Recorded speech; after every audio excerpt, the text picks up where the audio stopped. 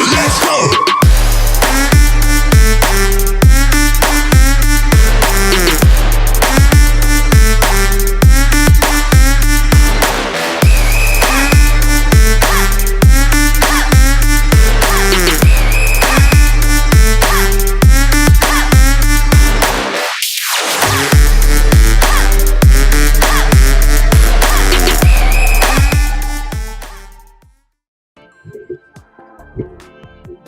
Well, good evening. Good evening, ladies and gentlemen. Good evening, and welcome to Talking Sick Saturday night. And I want to wish you on the 4th of February 2022. I want to wish you a very good night. I want to thank you so much for joining tonight. And ladies and gentlemen, my name is Sylbourne Sydial. For those joining me on Instagram, it's just going to be, what should I say, maybe about half an hour or so, but it is to direct you over into Facebook. Not even Facebook, actually YouTube. Actually, I must say it's only on YouTube tonight. So I want to thank you so much for coming on, and please do me the honors of sharing the video. If you're on YouTube, share the video. If you're on Instagram, it is Sylbourne TV. Share the video. And I want to thank you so much for that. I would much happily appreciate that. And on a Saturday night, what we'll have is saying, what is it that you're drinking? Yeah. 1, 2, 3, 4. Yeah. What are you drinking tonight? And it's great if you can actually share what you're drinking. Tell me what you're drinking. Secret the Supplier. Good night, Sylbourne. Good night, good night, good night, good night. Thank you. And for those on FFBG as well, I want to thank you so much for good night. Now, for me, there we are. I tend to just have a quick dash of wine. Tend not to go for too much. There it is. Not too much for me there. And I always like to have some water. Always good to have water, no matter what you have. But I like it sparkling. There we are. I got some Pinot Grigio and some wine. Well, ladies and gentlemen, as usual, and Talking Sip, we try to find what should I say, a topic or so, something which maybe is significant. And I must say that with Talking Sip, we tend to lean towards Jamaican topics, lean towards things regarding Jamaica, as the Talking Sip is really like, I think the right words that we have coined it to be. It's the Diaspora rum bar concept, where connections are made, ideas and current events discussed. So therefore, Diaspora rum bar concept, because I'm based in the UK and different persons are based all over different parts of the world, USA, Denmark, or not Denmark, the Netherlands, yes, and the USA. And person will always come with different particular angles as well. And they'll come on tonight and talk about different things. And the topic which I've coined tonight, and not I've coined, but as I said, it's topical events, top events, connections are made, ideas and current events discussed. We have even had in the show where people have even got married. People have even got married on the Talking Sip there. So therefore, we might have to do a late one, after hours one. It's normally 10 to 12, and depending on how we feel, we go 10 to 12. And then sometimes we may go actually into Instagram as well. We used to go on Instagram a lot. But when we're going on Instagram, what was happening, we found that on Instagram, they were shutting us down. And I never forget that night. Never forget that night, that Saturday night, when during the COVID period, because Talk and Sip started during the COVID period.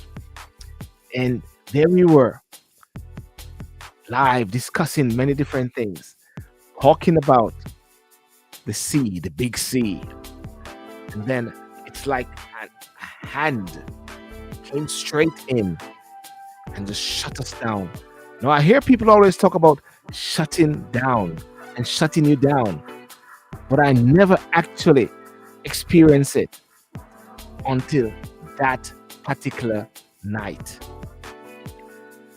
They shut us down completely, ladies and gentlemen. That's what happened, you know, and that is because you're actually wanting to discuss and wanting to talk different things. So I said to myself, well, I don't want to constrain myself or let social media or whatever shut me down. So therefore, I created a platform whereby we can have it on the YouTube platform, and then one can actually save it. One can actually save it. So therefore, it is there in the event if they shut us down. In the event if they don't want us to talk. In the event that they don't want us to share your views, because I believe that sharing your views and sharing your opinions, your facts, or your truth, nothing is wrong with that. And I believe that one must be able to speak on different issues, whether everyone like it or not, and just to give an example and an angle as much as possible. So that is where we are at. So therefore, that's why no Facebook and no sort of what should I say, Instagram as well. But the Instagram is there, but you only can see a snippet of myself, which is keep saying, go over onto YouTube, Sylbourne TV, go over onto YouTube, Sylbourne TV, go over onto YouTube, Sylbourne TV as well. Well, ladies and gentlemen, in the UK, for argument's sake, in the UK, we have been having interest rates. Interest rates went up from 3.5 to 4%, 3.5 to 4%. And because of that, it will hit persons who are actually, with their mortgage, with their bills, because they're trying to encourage people to save. Okay? But really and truly, it is having an impact upon persons. And they're saying they're going to wait until it go to the top level. And then who knows, the recession that the UK is planning to go into, then it will be somewhat relaxed eventually. That's what they say. But as far as I'm concerned, ladies and gentlemen, as far as I'm concerned, I don't believe that the leaders of this world have the answer. I don't believe that they all have the knowledge. I believe that lots of them are into the politics for the sake of the power. But they do not have the answer. They do not have the solutions. And therefore, whichever one that you get rid of, you get rid of the Conservative, you get rid of the Labour Party, they'll always somehow remain there. And the same issues will remain. PNP, JLP, PNP, UIC, or whatever. I don't know. Maybe personalities may be different. But will it make a difference? I don't know. But the topic tonight is the baby seat saga and psychological trauma. Well, I want to tell you this. First of all, before I go any further, I have my baby seat. I got a baby seat which I can flag. So there's my baby seat. Because for my children, we have to have our baby seat. Because everywhere in the UK, you always have to have your baby seat. No matter who you are, you must have your baby seat, ladies and gentlemen. And and it's very important because in the UK, what they say in the I tell you what they say in the UK. Let me show what they say in the UK, and it is there and it is evident. Children must normally use a child car seat until they are 12 years old. 12 years old or 135 centimeters tall, whichever comes first. Right? That's what it says. Children over 12. That's what it says. Children over 12, whichever come first, more than 135 centimeters tall, must wear a seatbelt. You can choose a child car seat based on your child's height or weight. I, you know, as for Jamaica and what is happening there and the hoo-ha, I don't know. We can talk about that.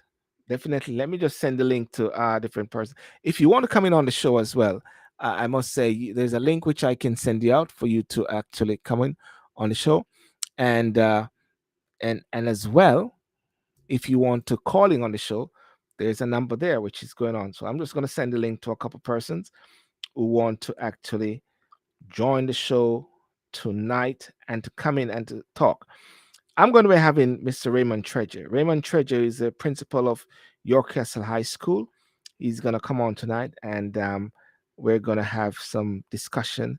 And with the normal guests, maybe Corey, maybe uh, Lester, maybe Vita, maybe Jody D. I think D's at some party, stretching her legs or so.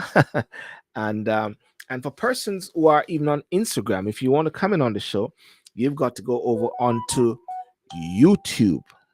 You've got to go over onto YouTube, and there you'll be able to actually watch the show properly and see the different persons.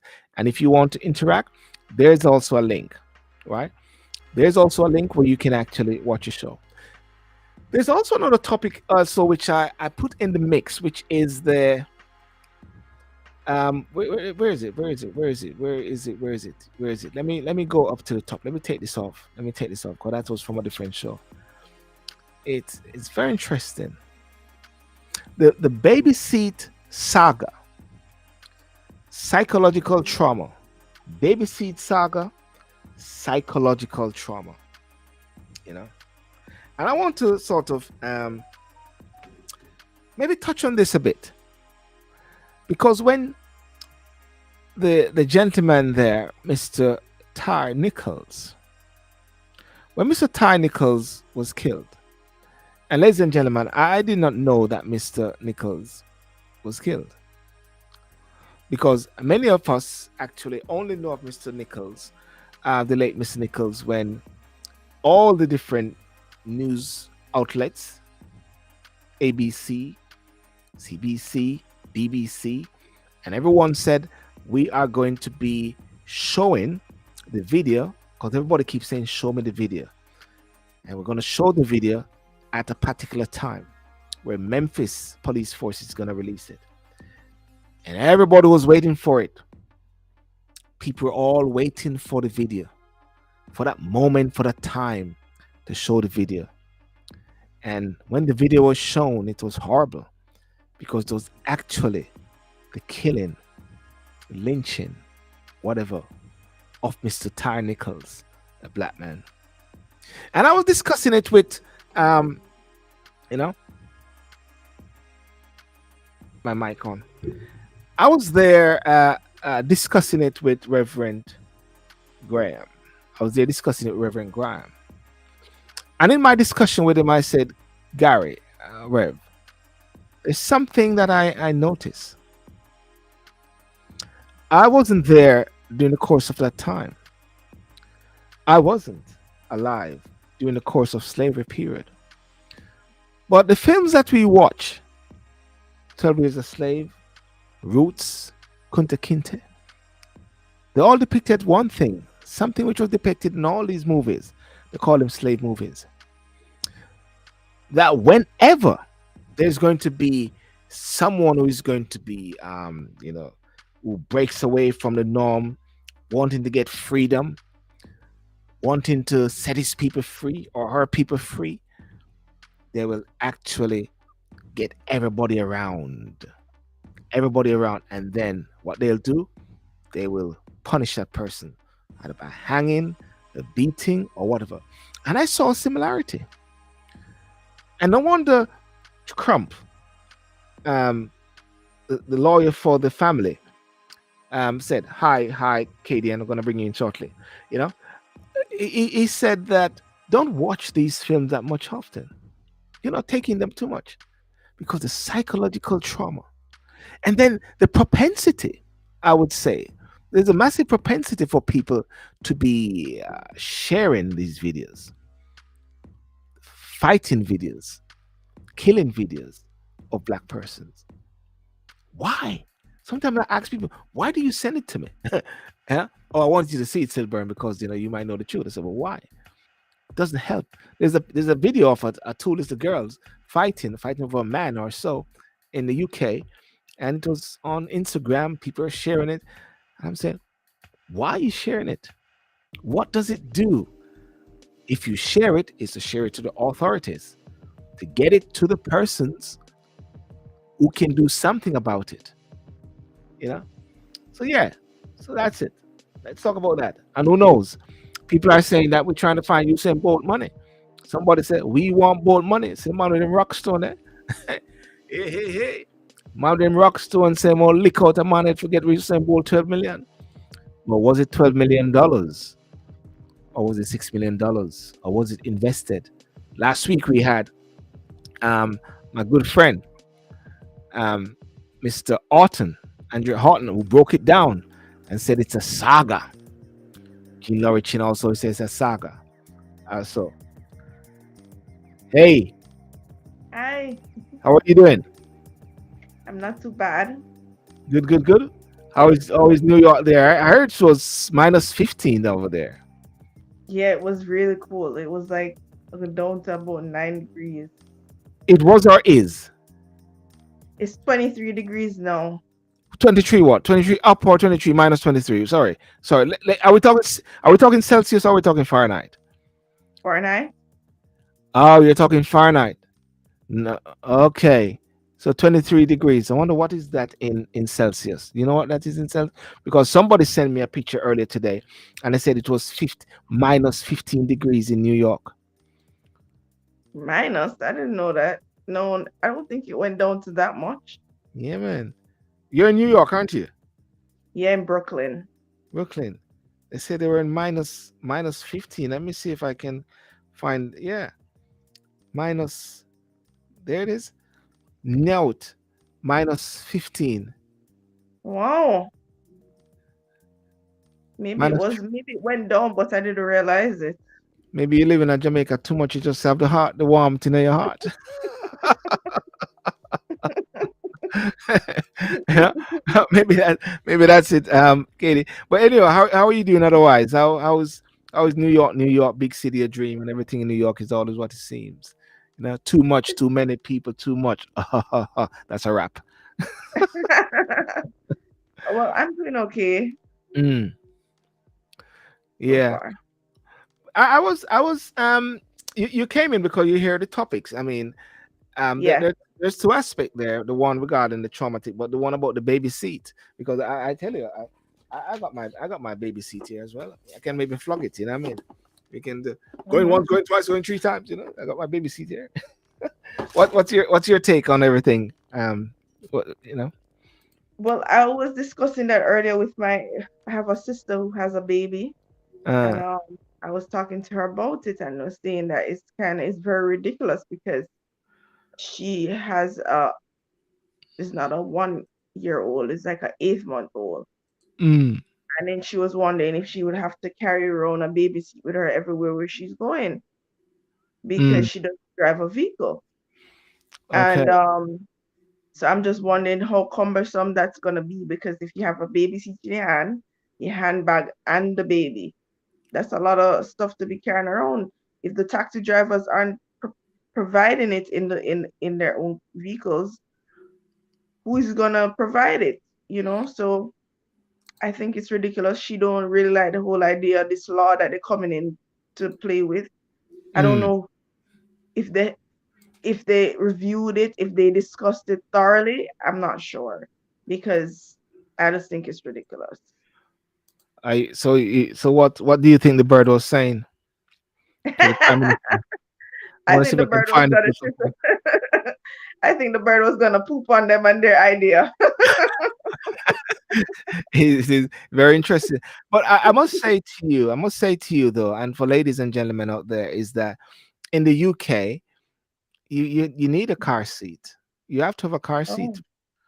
I mean, if you're a parent or so, you have to have a car seat. If we But mark you, there's a massive distinction, because the distinction is that if you're in the UK and you're going to a taxi, the taxi doesn't charge you for five, six persons or four persons coming in. It just give one charge. If you go Uber or a black cab or whatever, or a private taxi firm, you're going to from Lewisham to Brixton, or from Lewisham to the airport or so, you get one figure. It could be £20, £30, or whatever like that. One figure. And then if you have three persons coming there, it doesn't matter if those three persons are there. The taxi guy his job is not to be collecting from different person. He's supposed to be collecting from one person, £20 or £30 or whatever like that. Every taxi person should always, or not everyone should have, but if you have a child up to that age range there, they would normally have a baby seat with the child, for the child. So therefore, like I remember one time we are going to the airport and we weren't driving to the airport. Sometimes we drive to the airport and we park up, and we got a taxi, and the taxi got to tell them, say, can you bring your baby seat? No, not even bring your baby seat. Well, it's good for them to bring their baby seat, because it helps us. Then we're not we're not burdensome with that, with the child seat. But of course, at the same time, Mm. I think we got the baby seat because we needed it for when we went to Jamaica. So therefore, Oh, we use the baby seat because it's illegal to travel without without it. a baby seat. Yeah, the issue, and as a point which I flagged up earlier, and I'll flag it up again. What it said is that children must normally use a child car seat until they are 12 years old or 135 centimeters tall, whichever comes first. Children over 12 or more than 135 centimeter tall must wear a seatbelt. You can choose a child car seat based on your child's height or weight. So what I'm speaking about is for the Baby. parents or family members or so with their own vehicles, and also for the taxi. But we know Jamaica taxi different. Yeah, What happened with the Jamaica taxi in the back seat? What happened in the taxi? You tell they me. packed up like sardine cans. Pack up, pack up Like a like start. sardine. Yes, and if Yeah, yeah, and therefore, if you pack up like a sardine can, every single person that will pay you a certain amount based on the destination, good and boy. so therefore, if they have one particular baby seat inside there for a child, what does that mean? That mash up them plan.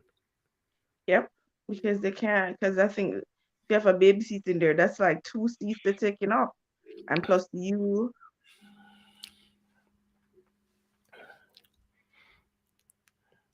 Jody, I'm sorry, Kadian, I lost you there. Mm-hmm. Yeah, what I'm did you here. I'm say? here. I'm here. So what And what I'm did you say? saying, I, I'm saying that it might take up. If you put a baby seat in there, it might take up two seats. So they're not gonna want you to do that. They want you to Mm, have. You'd have to pay two fares, and if you put a baby in there, then the parent is gonna want to pay for one fare. So yeah. yeah, they're not gonna want that. Well, Brian Bassett said, I mean, well, we talk about safety. Isn't it safety first, Jody? Yes, safety first. It's important to have safety first, right? Um, but I just think that it's just a lot of work to have that baby seat and to be carrying that around. Yeah, but again, it talks about safety first, isn't it? Yeah. Isn't it safety first at the same time? Why can't we operate with that safety factor? Or is it that the taxi men are God to a certain extent? Or is that the government shouldn't have put it out so very quickly without thinking it through?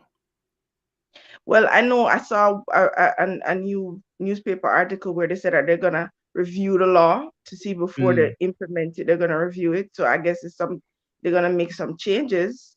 I don't know if they're gonna do it still, but a lot of persons are Mm. against it. Is that the one whereby the bird was trying to pull a fast one on the prime minister? I'm I'm trying to find it. No, yeah, I mean what the prime minister said is that I'm the one that listen. and I'm trying to see if I can actually find it, yeah, because I Find the believe it clip. was very it was very good, and it's about 20 minutes. I don't, but I think the main bit was the first start of it. Let me see if I can actually if I can actually bring it up here. The That's why I can't watch those type of movies. More somebody say they can't watch those type of movies. What movie are you talking about? Where is it? Let me see. Window. Can't seem to see. Car seat laws. Facebook. Let me see. Can you see? Yeah. Yeah, I can see it. Okay. Let me see if I can play it. In CTD of the minister who's inform our action. And all governments try to be, or should try to be, in sync with the perspectives that are expressed by its citizens and try to balance them, even when the perspectives often differ.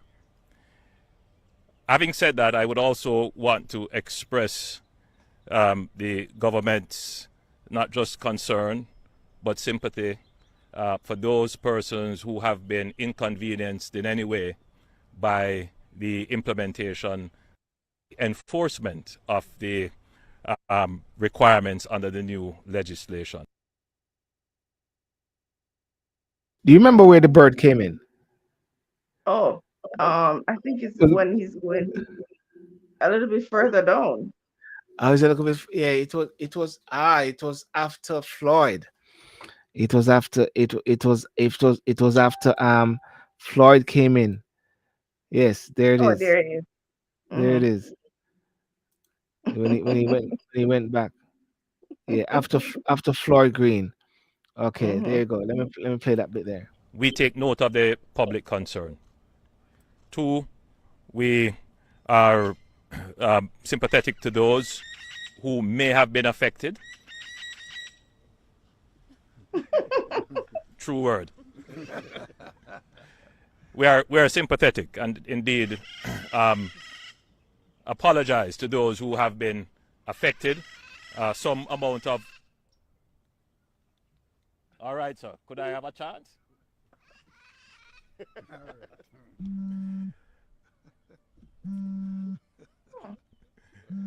Indeed, we will have some forbearance for those who have been affected or may have received a ticket as a result of this. We have.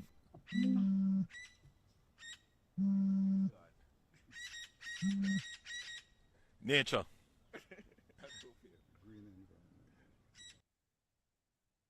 Let's leave the prime minister there. Let's leave the prime minister there. Um, but what he was trying to do, was to Sorry, I think I'm playing it still. Let me get rid of it. Are you there? Yeah. Yes, I'm here. I'm here. What he was trying to do was to sort of say that I've listened and I've heard the moans of people, and I want to listen to people what people are saying. But he was clearly emphasizing the fact that we've got to change the game, and to because right now I think with the taxi guys back home, they're also going through a lot of things whereby they owe a lot of money for Money, tickets. yeah, with the tickets. Mm. So it's like, you adding on another fuel to the fire. You adding more fuel to the fire because where they gonna a lot of them have to go and what is it? Is it a case where they have to go and purchase the baby seat, or is it up to the parents who is traveling in the taxis that would have to provide their own baby seat? That's what Yeah, I'm wondering. yeah, because I think when I was speaking to Raymond Treasure, he was Mhm. also saying that up to the 12 years of age and the children size, a lot of them will have to need baby seat or junior or seats for them. And whether it is the parents are not going to do it, I Mhm. think what is going to happen is that they'll have to rethink this thing seriously, because I think Jamaica has had a lot of accidents of late as well, and a lot of these accidents are not hearing about a lot of children being killed, but at the But this same is time, it's a safety factor. safety come first, I would say. Yes, that's important. You know, so safety come first, which is a key and fundamental factor, as much as possible.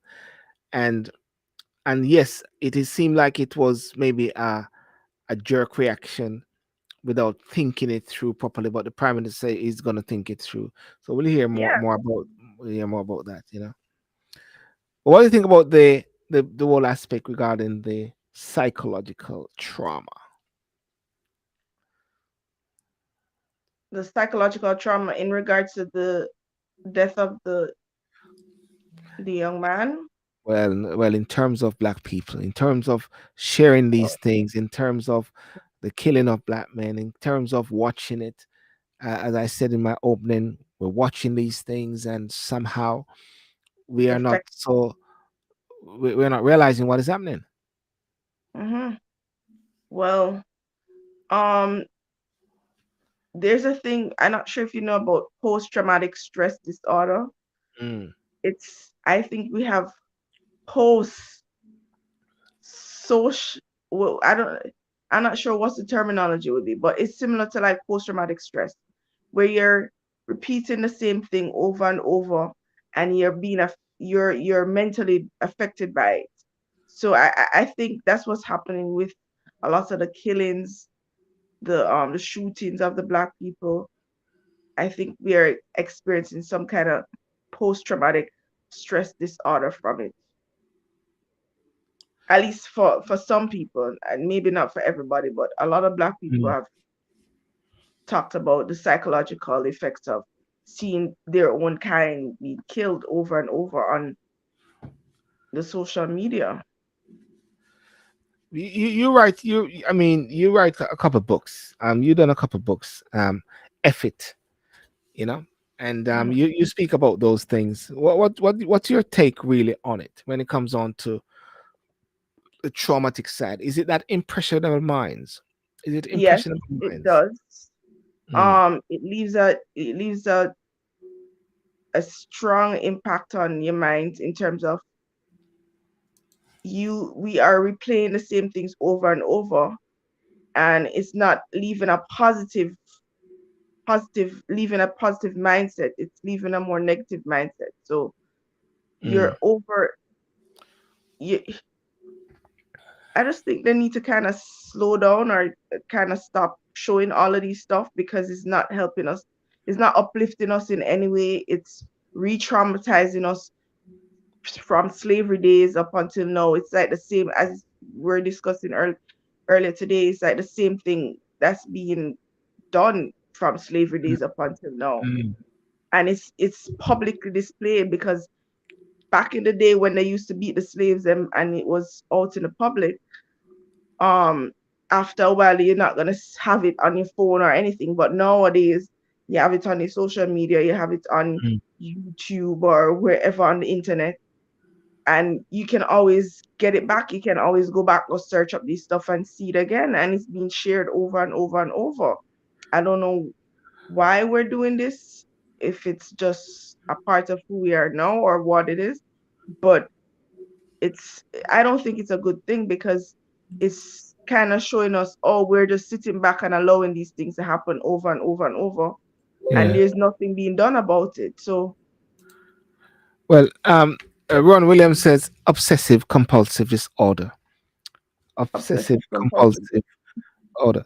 If you can break that down a bit, uh, Ron, OCD. obsessive compulsive disorder, because there is a propensity to share things. There's a propensity to say, "Have you seen this?" and wanting everyone to somewhat experience See this, the and same thing that you experience. yeah, and And somewhat then you don't know the one. fragility of a person's mind, how they might take it, but you're sending it nonetheless. You don't know what mindset the person is in, but you're sending it nonetheless. And as I said, not everybody can take certain things. Some people are more fragile than some. So Yeah. No, it is very interesting because as I mentioned earlier, there's a girl which was being there's a fight, And with the fight they were having, she threw hot water on the girl and she stabbed her in her hand or so. And apparently they were fighting over a man, you know. And somebody just responded by saying, the prime minister, they said, the bird is speaking for us. Don't just Andrew. The bird is speaking for us. Don't just Andrew. Yeah, there I'm thinking that the prime minister is very in tune with nature and in tune with the birds, just like when I'm walking with the birds in the morning and just having fun. But people are all coming from the angle say, the bird want try to tell him to shut up. You know, yeah. Back to the traumatic bit. Ron Williams said, obsession is the repetitive thought, and the compulsion is a repetitive action. The Yeah. repetitive thought and the compulsion, because I find that sometimes persons don't even know why they share it. Mm-hmm. They don't. You know, They just want it. Yes, to say, "Oh, I see it. Let me let you see it too." That's uh, it. You know.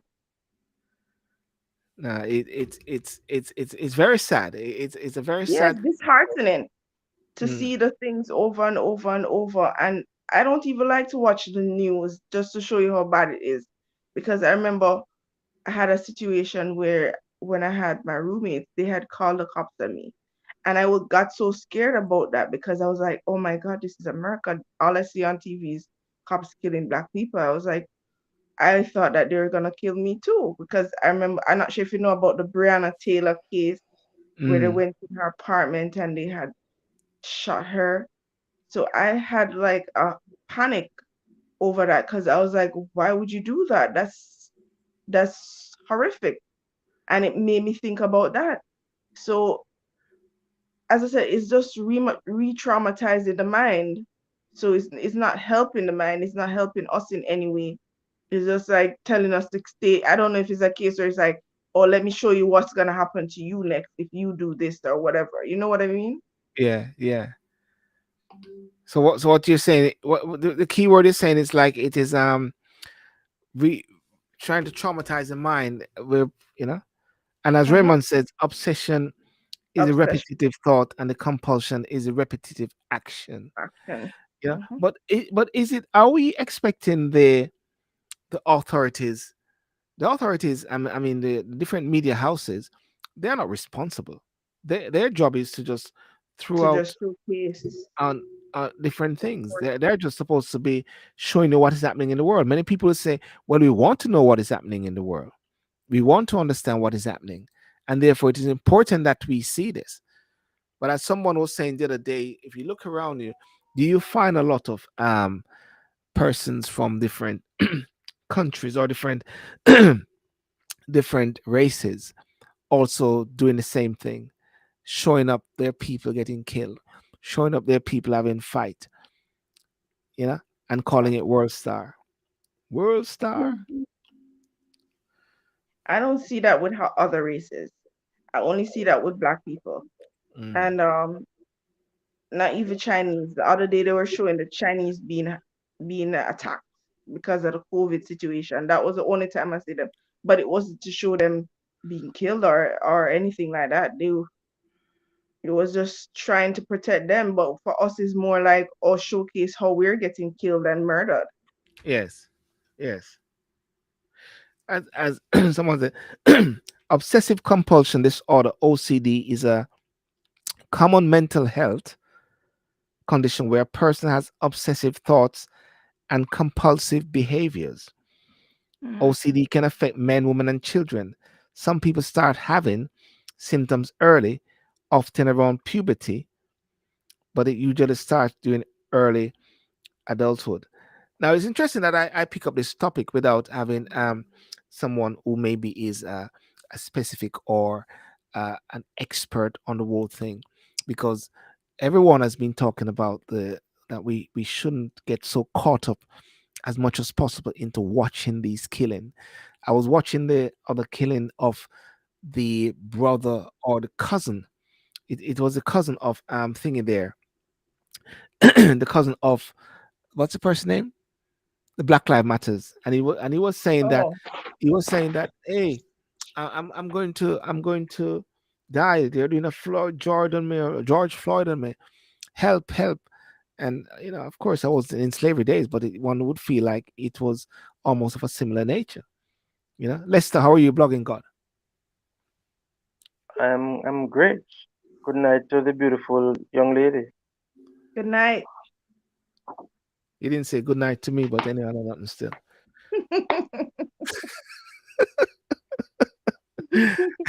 Kadian, what are you drinking actually? Lester, what are you drinking? Water. Water. you could have Life hard, you know. hard. Wait there. Well, It's a healthier choice. It's not hard life.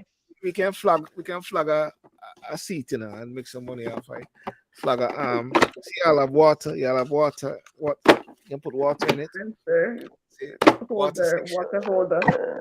water holder. So Wow. I got about two of them still. One more in the Is, garage is, also. is that a seat for your 12-year-old? Well, funnily, she's too bigger than the 12. So that's why that is the key thing, because the key word was either 135. They said until they are 12 years old, or 135 centimeters tall, whichever comes first. And because my daughter, she doesn't use it anymore because she's tall, and so like that. But we were just reminiscing over what the prime minister said, and the bird and him, the bird. Everybody have their version of the bird. What the bird was saying. What do you think the bird was saying, Lester? The bird was saying full speed ahead. Need to protect the children. The bird was saying, go on, shower man. Go on, blogging God.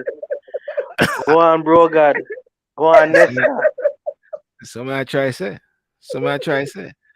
The bird has different things, and everybody have a different interpretation. I wonder what God said. How you where is it? How your virgin love green closer.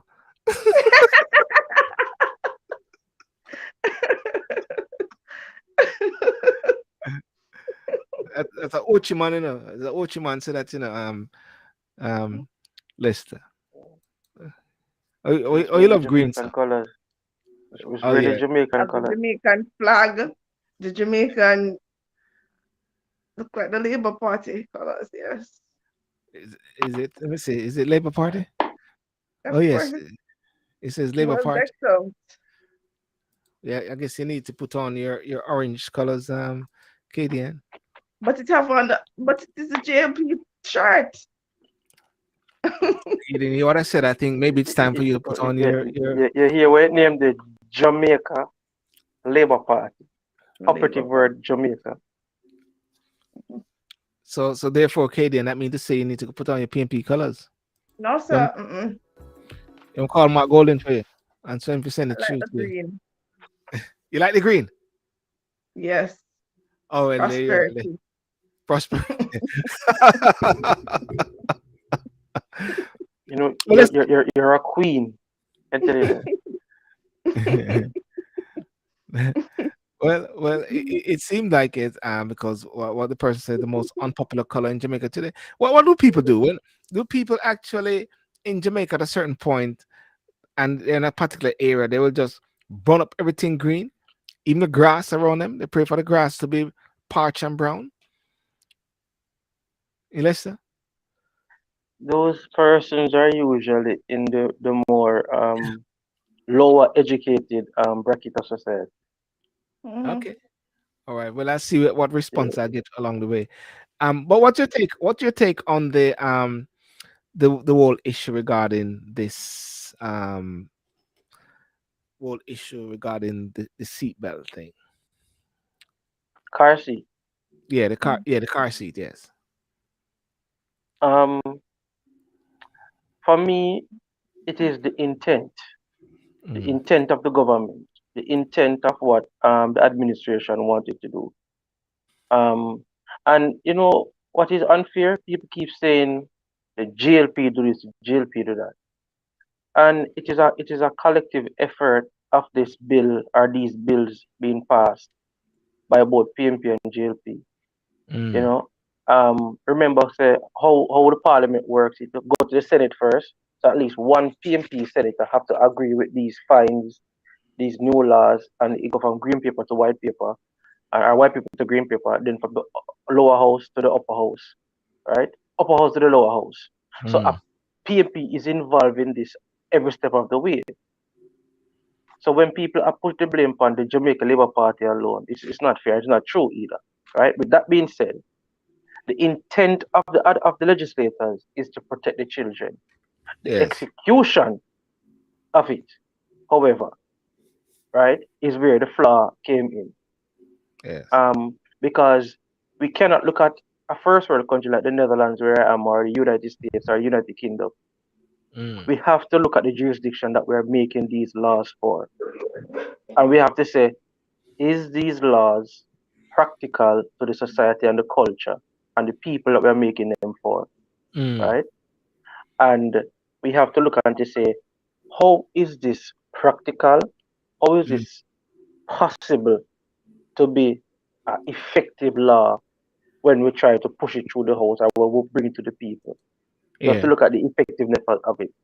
So that is one of the situations that I was looking at. You know, the culture of taxes in first world countries is not the culture of taxes in Jamaica. You know, Yeah. Right. yeah. So I think that's where the little gray area lies. But what I look at was the intent of the government to protect our children, because we Yes. have over 400 fatalities per year on the road, and so you know it wasn't that bad. It wasn't that bad initiative in terms of intent. It's just the execution and the finer details was not worked out properly. Okay. Raymond, can you hear me? See if Raymond is there. I think he's okay. He's trying to come in here. Okay. So therefore, based on what the Prime Minister said, they have accepted and they have listened to what people have been saying, and they are going to go back to the drawing board. I think when I listened to it, made the distinction between the UK and the distinction between Jamaica, because in the UK everyone has to put on a seat, not a seat belt as well. You know, don't use your phone as well, and everyone has to also put on your child seat. Let me see if I can get Raymond. Raymond, how are you? Let's see if I can hear you. Raymond? Raymond puts on him. Raymond. Okay. Let me see.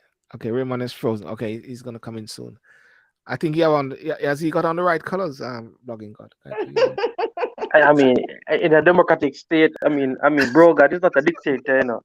As much as persons would want to say that, so people have a democratic right to wear they choose. Not nonsense. The failed JLP used their parliamentary majority to hastily push through the bill. The PNP did not have its full complement of senators the night it passed through the Senate. That is what someone is saying. That they pushed through. You kind of break up. Can you repeat? Can you see it? Raymond, are you ready? Let me see, Raymond. Let me see if I can get Raymond.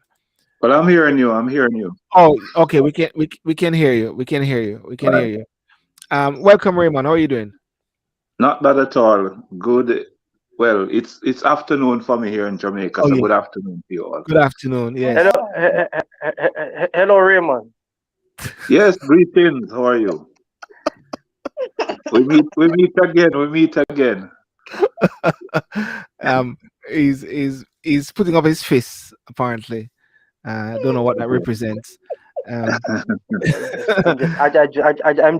addressing the goodly gentleman to how he's attired. Yeah, wow. I just pulled the shirt, you know. All right, sir. All right. Me too. He just pulled a shirt. Me too. Why is this branded though? Who's branded, Raymond? I like name brand. I like name brand stuff. Like name brand. But ladies and gentlemen, Raymond Treasure is the principal of York Castle High School, and of course, I'm also a product of York Castle High School as well, one of the best school in Jamaica. Of course, I know Vlogging God is gonna say something and shaking his head, or whatever, you know. But you did say one off, so there are more. Yes. Exactly, Right. exactly. Right. I didn't say the, like how some Right. people like to say they are the best one. We Right. say one off. Yes. And I believe also with your Castle High School, not because I'm a part of your Castle High School with the history and being in the same class as Raymond, but because I've seen your Castle High School leading the way whereby they could actually self-sustain themselves in many different ways. Isn't that so, Raymond? Based on some of the activities you guys are having. Yes. We provide our own energy. We via solar panels in at least 60% of our own energy. We have a lot of land, so we can supply our cafeteria with food, chickens, and so on. Yeah, those are land behind the same lands where we used to behind us. Yeah. Right. Plus we have introduced like greenhouse, so that takes it to another level, making it easier and at the same time more productive. And also, you guys at your castle were the first one. I'm gonna ask, was it or is it the first with the driving license, driving for children, for young people, for students? Yes, others may have introduced some level of driver education, but we certainly would have been the first to reach out to the Island Traffic Authority to come in to assess the students and to prepare them first for the provisional license, then for the actual driver's license after 6 months. So, you get your provisional license first, then after 6 months, you get your driver's license. So, yes, we would have been the first in Jamaica to do that. Not to cut you, Raymond. I thought it was Jamaica College that introduced that first, or it wasn't, or they didn't go as far as you gone to. No, I'm asking because that's what I thought, that Jamaica College did it first, but maybe you went ahead, step further. They may have said something about it, but I know attempts have been made to find other schools that have been offering.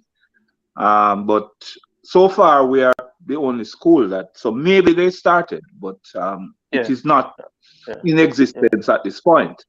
But we were certainly the first to have the Island Traffic Authority coming in to have all the students sit in the test. So about 37 students would have done that test. 36 actually passed, and will be the first school to introduce it as a part of a curriculum. So they may have introduced it as a co-curricular program. But we have basically introduced it to the sixth formers as a subject. So they'll be certified by both NCTVET and by the Island Traffic Authority at the end of the day. Just to vary off a little bit, I want to say something to you. You mentioned the greenhouse. You mentioned the greenhouse plant that you have at your facility there. Right. I was speaking to one of my friends in Long Island, and I also speaking to my wife about this. And I have spoken to Bruce Golding at the time when he was Prime Minister. And I said to him, there are a lot of schools in the corporate area that are reliant on the government for funding. And these schools have massive play fields, which is a dust bowl, which is not used for anything apart from just PE. And even the football that they take part in, you don't see a manifestation of young men matriculating to the national senior team. You don't see a high level of young men going overseas and playing football. Right? It's a very small number. What I'm saying is that we have some schools that will never win money, right? These schools have these big play fields. Why not turn them into a greenhouse facility, right? Where you can have on-site training, where people can have their skill level developed into a variety of areas, and it will be better suited for the country. Imagine we have, like we say, 30-40 schools producing these students who are competent in being technicians, computer technicians, electrical technicians, and stuff like that, pushing out into the society, we wouldn't have a shortage of skilled laborers for the labor force. That is very interesting because it's something I'm going to pick up on Raymond a bit later regarding, because let's say you're talking about the agriculture sector as well, isn't it? Yes, but what I'm talking about the whole mechanism, because you need various technocrats and technical persons to make a greenhouse facility run. And if you're going to package it, if you're going to market it, if you're going to have trucks, if you're going to have the whole thing, is a whole ecosystem. And if you have students now participating in that thing, you're training them for later on. So if you imagine 3 or 4 years of that type of training, when them reach 18 and graduate, they are fully professionals and them can meet the demand of the workforce. All right. Let's interestingly with the greenhouse. No. Hold a second, Raymond. Let me just introduce Arctic Factor. Corey Hyde is now Arctic Factor. Arctic Factor is Arctic Factor. I shouldn't say Corey Hyde. Arctic Factor is you Arctic Factor. So Sylbourne, I'm all right, man. I'm just clocking in on the temperature, the global temperature. And okay. That's where I'm going to be picking up the points today. I tell you, you have the green factor on that side and you have an orange factor. Everything cool. Right? Everything cool. The lovely radiant lady who has been, making sure that everything nice and mellow. Yes. Yeah, cool. And we got Jody Marie. Hey Jody. See now. See there? All right, everything balanced. Is she frozen? No, she's not frozen. She's all right, yeah. Greetings, Corey. Oh, sir, Raymond. Yes, sir. Man. What principal? Yeah, what are you guys drinking? I should ask, what are you guys drinking? H2O. H2O, okay. Jody, what are you drinking? I'm a bit stronger this evening. I wish not to share. That's all right. And Raymond, what are you drinking? Saturday soup? Yeah, man, that will be coming soon. and Kadian? Some juice. Okay, so if I break it down now, Kadian is in New York. Logging God is in Netherlands. Arctic Factor, where are you? The North Pole. I'm on screen. You're what? You're what? I'm on screen. You're on screen. Jody is in Jamaica, and Lester is in Jamaica. I'm in the UK. Raymond, you're saying something before I go back to the key topic to start with. Finish with Lester, and then we. Yeah, he was saying that we should turn some of these football fields into greenhouse areas. The truth is, I'm not sure if we could do that. Corey will tell you that the Ferncourt boys gave the leadership there a hard time because they weren't playing football. So, football is kind of critical to the alumni. If you're not playing football, you don't get a cent from the alumni associations. But as you know, in Japan, they use every little space for agriculture. So you'd be surprised, even the roof of one of those classrooms could actually house a greenhouse, because with the greenhouse you actually put the soil. You actually put soil in the greenhouse. You can use poly bags. You can use tires with soil. So yeah, you could actually have a greenhouse on top of one of those slab classrooms, and you'd be surprised. It would be very productive. All right. Well, anyway, I'm going to have to go back because somebody just pulled me up a while ago. Stick to the topic, and then we can come back to it. The topic tonight is the baby seat saga and psychological trauma. But let's go to the baby seat saga, because I've been watching the temperature been going on in Jamaica, whereby lots of hoo-ha in regards to the baby seat. And while at the same time I'm in the UK, and I can't speak for the USA, but I believe the USA is that we know that we all have to have a seat for our children up to a certain age, and one of the key things in the UK is that children must normally use a child car seat until they are 12 years old or 135 centimeters tall, whichever comes first. Children over 12 or more than 135 centimeter tall must wear a seat belt. You can choose a child car seat based on your child's height or weight. And for my case, for argument's sake, case on point, my daughter now is 11 and she don't use it now because she's a bit tall, you know. But is it the right move, Raymond, for Jamaica at this time in light of the world changes in regards to the people are trying to pay their money, which they owe so much money, and then all of a sudden they are being lumbered. Is it making hard life for the people them, the taxing on them, or is it the right thing? Well, it would be an ideal thing if we were ready as a country. I don't think we are ready as a country for something like that. The truth is, if we were really to enforce that rule, and the Prime Minister were not to have revisited that particular law, a lot of children would be walking to school. And I mean, you're talking about infant school, because it certainly won't affect the high school and the primary and even primary school from what the maybe grade 1 to about 4. The taxi men would use it as an excuse not to carry them. And as you know, based on our growing up, taxi men were not happy to carry kids in the first place. So now this would have been an excuse for them to say, boy, I don't have any car seat in us. I cannot carry your baby mother and baby. Because you know, children and old people have a hard time in Jamaica when people hustling.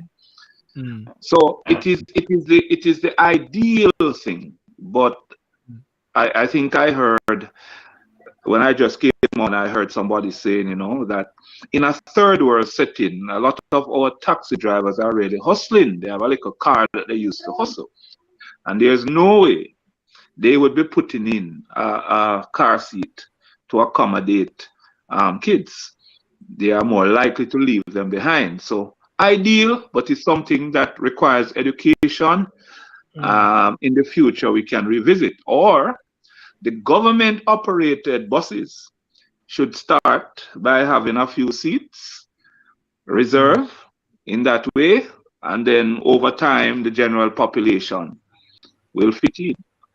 But come Monday morning, JUTC buses should have a few of those car seats at the back. To set that example. Yes.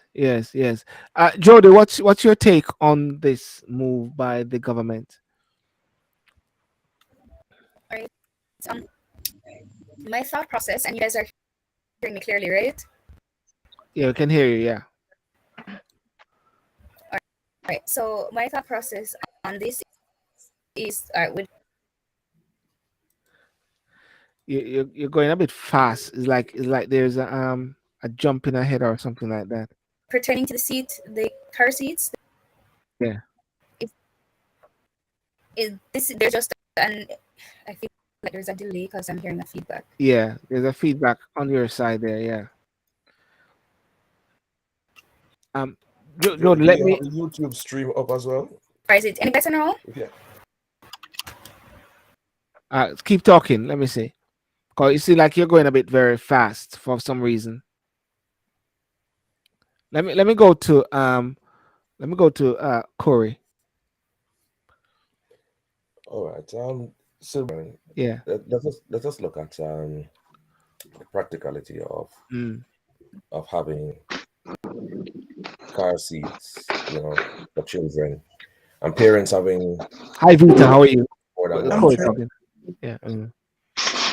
Okay.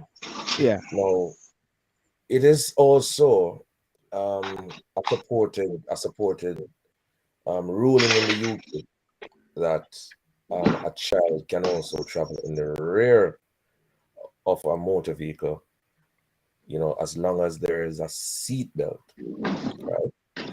Okay. Yeah. As long as there's a seat belt. So when it comes to minivans, taxis, okay, if it's not fitted with a seatbelt, then of course, by all means, you have to question the safety first approach, right? And the EU laws or the legislation that serves in the security first. Okay, but we also have to balance What UK is saying, because you open the forum through your monologue, you know, outlining that up to 12 years old, you know, or 135 centimeter in height, right? Canada has got it down to 8 years old. Okay. Okay. You see what I'm saying? So no, there's a whole 4 years, you know, that you gotta consider in the mix, or to make an adjustment. Or is it that through a logical approach to this thing, thinking that, all right, fine, the taxis or the minivans do not have a child seat, right?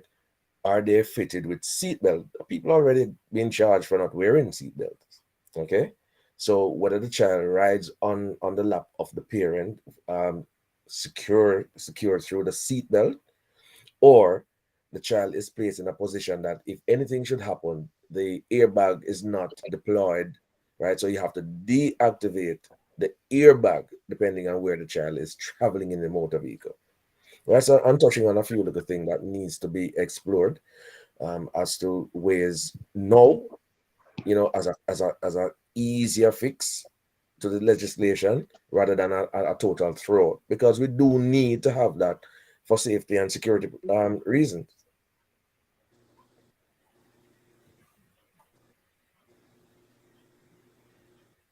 Hope I never leave everybody in a silence now, you know, because we were waiting for you. We were waiting for you to continue. Good night, everyone. Hope everyone Hello. Hi, Good night. Yes, good night, good night, good night. We're kind of quiet tonight. I didn't mean to shock everybody to be so quiet. But good night, my better half. Good night, my darling. But Sylbourne, I'm gonna touch briefly, and I want to talk about the car seats and the way that they roll it out. It is needed. It's for the safety of the children. And here in the US, it's 8 years. Is after 8 years old, they don't have to wear a booster seat or a car seat. But the fact is that they make it so mandatory in the sense, like, if you have a car and you have a baby, you have to have a car seat. When you're leaving the hospital as a mother, you cannot leave the hospital without a car seat. If you don't have one, they will provide one for you and you have to pay for it. So that, and the government provide buses for all the children to be traveled in, protective, one child to a seat with a seat belt on the bus that provided for them to go to school. So the government is saying that this was rolled out by the party before them. It's not an excuse. As a person who's responsible for the government is responsible for the country, what they should have done, this legislation went through 2001, 2004, 2015, 2012. It go all the way up. It was revised like 4 times. Is there anyone is looking at it and saying that, okay, for this policy to be rolled out, here are the procedures that need to be done before rolling out? To tell the taxi man who don't have a child to have a car seat doesn't make sense to me.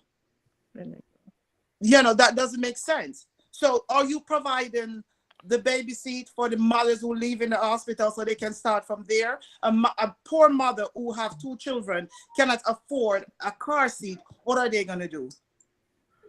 They're traveling with 2 babies. What are they going to do? And it's not fair, because if I'm driving a taxi and you come there with 2 kids, I'm not taking you. But as a mother, I would like to make sure that I'm safe. So you have to look at the pros and cons of it. You know, one of the things that I wanted to know, I don't know if Lester knows it, but still no justification still, but have there been children being, as a result of not having chairs, baby chairs, being killed in accidents? These are Raymond as well. Have there been incidents of children being killed directly because of lack of these baby seats, car seats in Jamaica? Yes, we have had those situations. Because the truth is, our transportation system, especially in rural Jamaica, because sometimes we speak about transportation, but we are looking at transportation from an urban point of view. In rural Jamaica, a lot of people depend and a little man who just buy a little car that is not really was not really fitted for taxi purposes in the legal sense, right? So it's really a man providing a service to different communities. So yes, when those cars are involved in an accident, there are children, yes, who will be injured because one, they were not wearing a seat belt, and yes, babies, if they were not strapped down in the vehicle, they are going to suffer serious because they were not. That's correct. But is the data showing that the number of risen significantly? No. That? In fact, what you have are more young people dying because they are kind of responsible. So it's not even taxes that are contributing to the road deaths in Jamaica. It's more people drinking and reckless young people. That's very interesting. Jody, are you? Can you speak now, Jody? I can hear everybody clearly. Can you hear me clearly? Yeah, we can hear you clearly. Yes, from a health, from your perspective in the health sector, there, what's your take on it? All right. So with the health sector, what I was trying to say earlier is that this law existed before. It's just the implementation of the law with the fines attached that are new. The law always existed. That if you had a child below the age of, I think it was between the age of 3 to 12, you should have a car seat for them. And this is something that is published and even given advice to anybody traveling to the country. These are laws in the country which has existed. My eldest son, which is 11 years old, I was sharing with Sylbourne when I decided to take him on his first trip. That's ones that I made sure that I looked up. Right? Does he need to be in a car seat and things like that? But I went back even further. I was working at University Hospital. That's one of the things we ask the mothers when they're leaving the hospital if they have a car seat. So Vita is not just in the US. It's something that's being practiced here in Jamaica as well. And I left University Hospital from 2009, and it was in implementation before that because I trained and worked at University Hospital for a couple of years. So it is nothing new in terms of the law. What they're doing is enforcing the law, and they've added charges to breaking this law. And the only part of it that I find just rather ridiculous, discussing with Sylbourne earlier, is enforcing it for the taximen. It's ridiculous, and I think it is impractical in terms of how the taxi service works in Jamaica. It's just ridiculous. And I was even explaining to him that every community in Jamaica has this busman or has this taximan that carries children to school that we trust. We know and we trust, and if we don't call and book our spot by a certain time before the school year starts, we lose our spot and we run the risk of putting our child with somebody that we don't know and we don't trust, and we don't want to carry our children. Right? Every community in Jamaica has that. Now, to tell that taxi driver who is probably overburdened already, we know same bus full and we know same taxi full, to go tell him to implement car seats for every child that he has to carry to school. That's ridiculous, right? And to do it within this short space of time, I find that that part of it wasn't thought out properly, and they need to review seriously. I mean, when it comes to the other public transportation route taxis now, I think that for the safety of our children, it's something that we need to look into, but not in the way it was. It was just not the right way. It wasn't thought out properly. Okay, thanks for that. Let me go. Ron Williams here mentioned that nonsense. The failed JLP used their parliamentary majority to hastily push through the bill. The PNP did not have its full complement of senators the night it passed through the Senate.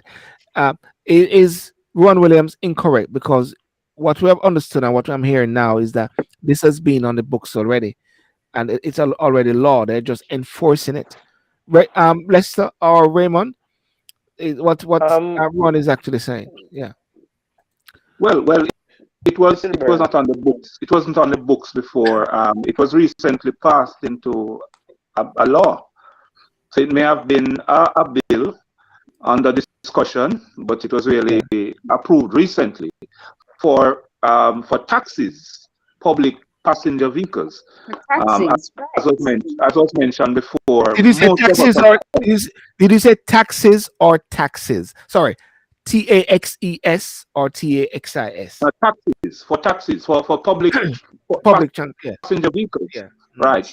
It is now required. Although remember that the law is now under review. That particular law is under review because the Prime Minister would have given an announcement, I think, on Friday to say, that law is currently clearly it will be brought back to Parliament for further discussions. Because the truth is, it could not be implemented. It's impossible for that particular clause to be implemented. Lester.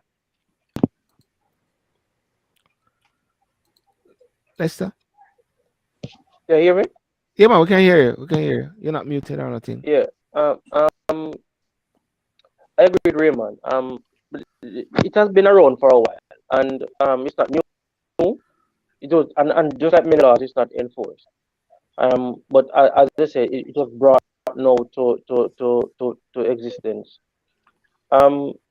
The situation is that I don't want to use that word. Let me find out a different word. All right. The government invited persons, right? From late October, I think, or November. The government invited persons to town hall meetings, to consultations, to say, hey, we are going to pass, we are revise a lot of the traffic laws, the traffic fines and offenses and stuff like that. Yeah. Let us have dialogue, right? Very, very, very few people turned up, and this has been a staple of the Jamaican society, where the PJ participants invited persons when the toll road was going to be built in Portmore and the Causeway, right? I remember town hall meetings were empty, right? Persons didn't show up. When the toll road built, them start cussing, oh, government wicked, oh, and we have to pay for our yard, Andrew Wheatley pushing through the 15 parish in Portmore, right? Town hall meetings virtually and physically. People are not showing up for it. When the thing passed, them start bawl and complain. Say, oh, government just spring this power. No. So we have to take also accountability on ourselves as the public, too, as the part of society, that we have to engage in these platforms when it's given to us to have a voice and say, hey, that can't work, or yes, that can't work, or we can tweet this here. That is a major part of the problem. And my husband, I agree with you, but you have to look at the fact that the Jamaican culture, again, we have to go back, and we have this debate, me and you, all the time. We talk about this. The Jamaican culture is the problem. Right here, I remember going to politics meeting, as we call it in Jamaica, our town hall, from I was a kid, based on my parents. So I was in politics from I was a baby. So that's how I was raised. Here in America, it's mandated that, okay, we get something on our door. There's a town hall meeting. It's just natural for all of us citizens to go to the town hall. Sometimes when I go to town hall meeting here, I cannot get into the building if I'm late. This is not the culture of the Jamaican people. We would have cared less. Some of us don't even know that there is a town hall meeting. So it's a culture of us, not us, but the government, to educate the people that you have a say into how the country is run. Jamaican people don't do that. We don't go to town hall meeting. We don't go there and voice our opinion. Pardon? So you're correct. We have what you call a patriarchal culture. We depend on the leader. Right. To act on our behalf. And it goes back to the fact that based on the culture, you are the government, and this is PNP and JLP. Based on the government, you are the government. You know the culture of your people. So therefore, you are to make choices for us to protect us, because we're not that smart enough or savvy enough in politics to say, okay, but you're building the road, but you're not gonna knock down my house, but am I getting money? Because we're also an handout culture also. So they would have probably went there and said, what's in this for me? What am I getting out? We have to change the culture. And that's where the problem is in Jamaica right now. Yeah. Acadian, you're in the States, and Yeah. you know, you're from your perspective, this is, and I believe everybody agree that this is a good thing, but it's maybe at the wrong time. But what's your way forward? You think the government should do or should implement to phase it in? Because at the end of the day, it's the best way forward. But how? I don't know. I'm just asking you. I'm just putting you on the spot. Maybe you got the answer. You can write a book on it, and then we go down to Corey. Yeah. Yeah, that's putting me on the spot. I'm not sure how to phase it in. Mm. Maybe to help the tax men in terms of funding them, because the car seats are expensive, because that's what I was concerned about. How are they gonna, in terms of who's gonna pay for the stuff? Is it the parents who are gonna get their own car seats, or is it the taxi drivers who are gonna get their own car seats? So as you're saying, if they have something where they're supplementing the car seats, like how they got the light bulbs, they could get somebody to help them get the car seats, then they can, okay, distribute it and implement it slowly or something. But the burden of it in terms of paying for it for themselves, I don't think they're gonna be doing that. Mm. Corey, one of the things that I saw was a guy with his taxi, and him say, Andrew is a idiot, blah blah blah, ray, ray. And then what he did was rip off his PPV, public passenger thing, and throw it aground. And I'm gonna put back that onto Raymond. But if you have people gonna be leaving that sort of profession, if anything, where are they gonna go to? But before we go on to that, what's your phasing period? When should it be phased in? What's your thinking as a way forward? Because with Right. this, yeah. I'm going to approach it from the research point of view. Okay, and the question was asked: how many children, actually have lost their lives in traffic accidents? All right, but we have to go back to 2021 with the campaign from UNICEF, right? And as it was a strong campaign that every child, needs to be safe on the way to school. The journey to school needs to be safe, and you use school as one of the they call it in research now. The entity, one of the entities. Yeah, one of the entities or a variable. All right, that you're gonna extract some data from, and they have put together this data that says, almost 5% of the fatalities in 2021 were children between the ages of 0 to 17, and 5% is a big number to influence particular change, because you're dealing with children. And if when you look at the rights of a child, they can't make decisions for themselves. If they go in a taxi traveling on their own, and there's no seat belt, and you ask for a seat belt, you have to take up space and all these kind of things. Somebody will have to make the decision for them. So I am simply saying that, okay, fine. The thought process behind who's included in this legislation, who should pay the penalty if there's a breach, and what are the conditions that will determine leniency. I don't think it was given the full thought before rollout, to be honest with you. But I believe it is necessary, because you cannot. Sylbourne, there's a feedback. Yeah, keep talking. Sure. I'll map it out to see which one it is. Go on. Keep talking, Right. Corey. So I believe that, okay, you can't have this phase-in period whilst you're putting children at risk.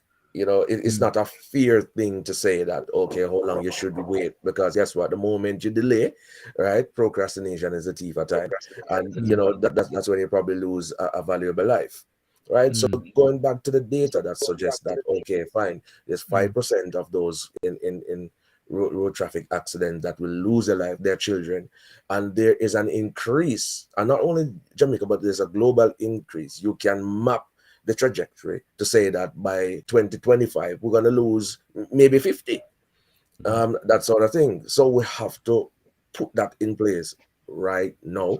And what I see as a solution is this. Yeah. It opens up the opportunity for us to know to create an industry to make the car seats that are now they are certified. You can have a regulatory body that says, okay, Jamaica make your own car seat and they're of great standard, right? So you're talking about the supplement IC solution through industry. You understand me? Not gimmicks where you put one plastic seat in the car, in the taxi, and strap it on. No, I see a proper industry being built out, and your castle can be a pioneer in that. Look, I can sell 3D mine. I can sell mine. There you go. 3D printers are available that can do these things. So well, that's me there with my 2 cents with that. So what? So go on, Jody. Go on, Vita. Sorry. I have to recommend him because the minute I hear the news, I was like, there's a business in Jamaica. I can manufacture car seats and sell them. So I was laughing when he said that because there's an opportunity. There's an opportunity. The government, this policy was there since 2001. What the government had failed, what they had failed to do is they failed to plan. Sylbourne, we talk about critical thinking all the time. As far as what is, and the policy is there. So the good thing is that it happened now.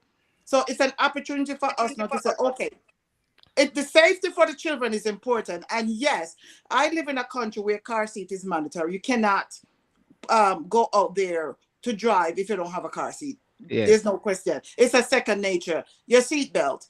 As soon as I sit in my car, I put my seatbelt on. The first thing I do once I get in is put my seatbelt on. It's second nature. So there's an opportunity now that we see that, okay, so the policy, it was implemented. It's a great idea for the safety of our children. But think about the culture that we are in. How to roll it out? The government. Sorry. Okay, I'm going to say, Lester, I'm having a feedback on your side. I realize I keep unmuting and I realize. So come in and come back out, Lester.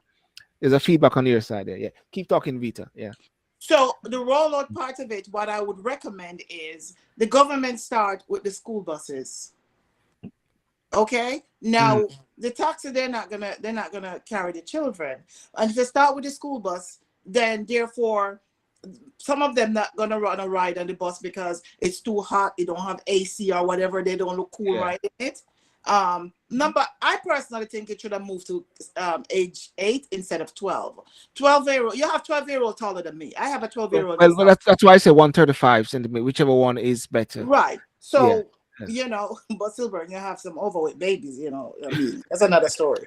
But what I'm saying is that move it to that age.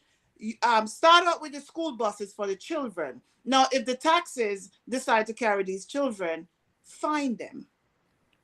No, the parents also have an input. If you are a person with a vehicle, you have to have a car seat with your children. Make that mandatory. Start out with, if you have a vehicle and you have a children, make that. So you have to gradually. You can't just.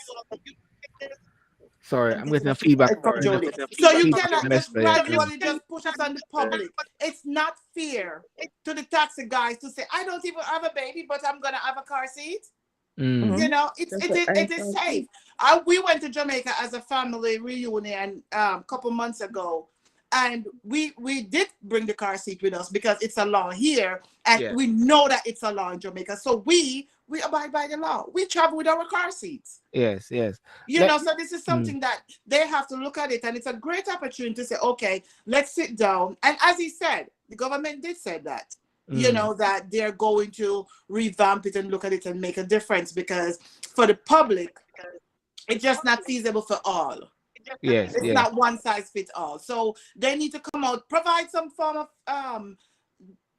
public situation before you're going to bring it out to the public. As I said, when I was working in the hospital on the clinical side, when the mothers are leaving and I roll them out, I have to look in the car and make sure they have a car seat if I'm not releasing that baby to them. I hold on to the baby stay in the hospital and they go home. I'm not releasing the baby. Well, so I have to physically see the car seat before I release the baby and it's their child. It was similar to myself with my 2 children. We had to have the baby seat, the car seat, But Raymond, are you there? Raymond? If Raymond, are you there? Or are you going to have your coffee? You're going to get your Raymond, you there? No, man, I'm still here. Okay, yeah. I thought you went for the soup, and then I never want to share it with us because It's you know. it's No, Saturday no, no, evening no. now. It's soup day. I- Do they I- still do that? Do they still do that in Jamaica? we were Yeah, talking yes, about it's, that. it's a part Yeah, of the good culture. stuff. We were talking Huh? about that last week, Vita. Yeah, we were talking about it It's last. still a part of the No, culture, see, but man. I'm not talking about no cock soup. I'm talking about just having soup general. And it could be beef soup. Right, right. Yes, It could be any soup. yes. But it's soup on Saturday. We're not talking about you or your cock soup. And porridge in the morning. And Porridge Porridge porridge, in the Saturday morning. morning. Oh, bul, God, bul, I bulgur miss home. porridge. Where's Jody? Jody's the only one enjoying home. Well, yeah, Yeah, well, yours. Jody's there. Raymond, I just want to ask you, as an educator and with your Castle High School and with the students, how do you see this phasing in? Because I believe we can't say phasing out. We've got to say phasing in and working with the government because you can see the Anjones administration is. Boy, Yes, as was mentioned a few minutes ago, they need to drop the age. Because I have grade 7 students who are 12. So Yeah. what you are suggesting is that we should have car seats on all the buses for these grade 12 students, these 12-year-old students in first form. In essence, Sylbourne, Yeah. when we went to Yokas in grade 7, we were 12. So there would be the need for us to be sitting in a car seat. How embarrassing would that be? Big man them. Big man in a car seat. Safety first. But the reality is, it's something that I think, as I said, let us start enforcing it with the private vehicles and the government buses. JUTC have quite a number of buses operating in Kingston and Mobay. They should start there. So can And so then, can I ask, yeah, sorry, carry and on, then we Raymond. phase it in as far as the privately owned taxis are concerned. Well, Raymond, can I just ask a question then? So a taxi in Jamaica, taxi guys them will have 4 or 5 children at the back seat, yes? Now, what it means is that those taxis will make a decision to carry only no, one. no. I'm just no. Let's forget For about now. forget about the baby seat. They have 4 or 5 children in the back seat. Yes. Yes. You Generally. wear a seatbelt. So in essence, if you are carrying some children to a prep school, you'd be required to have 4 car seats in the back. And that can't work because you only have space for 3. Impossible. Or 2 rather. No, as I said, the taxi driver would make a decision not to go into that business. I will carry adults only.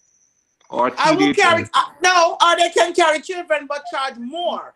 Yes. Look, this thing requires some amount of innovation, to be honest with you, and it cannot be sitting in the realm of purchasing more car seats, right? So vehicles must be retrofitted then in some sense, because you can't ask parents to be walking around with child seat, right? You can't. You understand me? What about the parent or parents who are traveling with 3, 4 children? It goes back to the point that was just made, right? The whole of the back seat, so it's got to be an innovative solution, some retrofitting if you're going to be having or purpose taxi, right? So the child taxi coming there. All right, we have Taxi 500, so these are the things that must be considered, and turn it into a business opportunity. It right? is a business opportunity. Absolutely. When I'm flying, when I used to travel with my baby under 2 years old, they're free. And on the plane, I just hold them in my lap. Or if you're traveling, sometimes you get an extra strap. Depends on which airline you're traveling with, to put the baby in your lap and travel. So even so you travel with the baby, you have to be strapped in. No, even if you're gonna say in the car, that's what you're gonna do. No, the fact is that even as a mother, I have 2 children. I have one in my lap, one sitting in my lap, and one sitting beside me. That child also need car seat. Only 3 car seats in the cars in Jamaica, right? So therefore, only 3 people can sit there. So therefore, the person sitting beside the child paid their regular seat. Now, me as a mother have to pay extra. So the government need to look at all that aspect as far as it affecting the public. But Vita, do you know why there's a need for a car seat? And that's what the general public needs to understand. The The why. reason for The the why. child seat in the So first when you place, know the why, when you right? know the why, Absolutely. And it's, then it's protecting the child's head, the neck, you know, you know, because they're young and, you know, It's a safe. But, It's but, a, but, it's, but, it's but a the safe. problem It's a is, safe. the problem is, Corey, Corey, right? Spinal the injury. problem is that, you know, Corey, I listened to Vita a few minutes ago, and she said that, you know, as a nurse, she was not prepared to release a baby unless the mother had a car seat. Yeah. Now you know that in our public hospitals, a mother will have a baby and walk half-mile down the road to go and catch public transportation to drop her in Madras or Alderton because she does not have a taxi waiting to take her home. That is our reality here in Jamaica.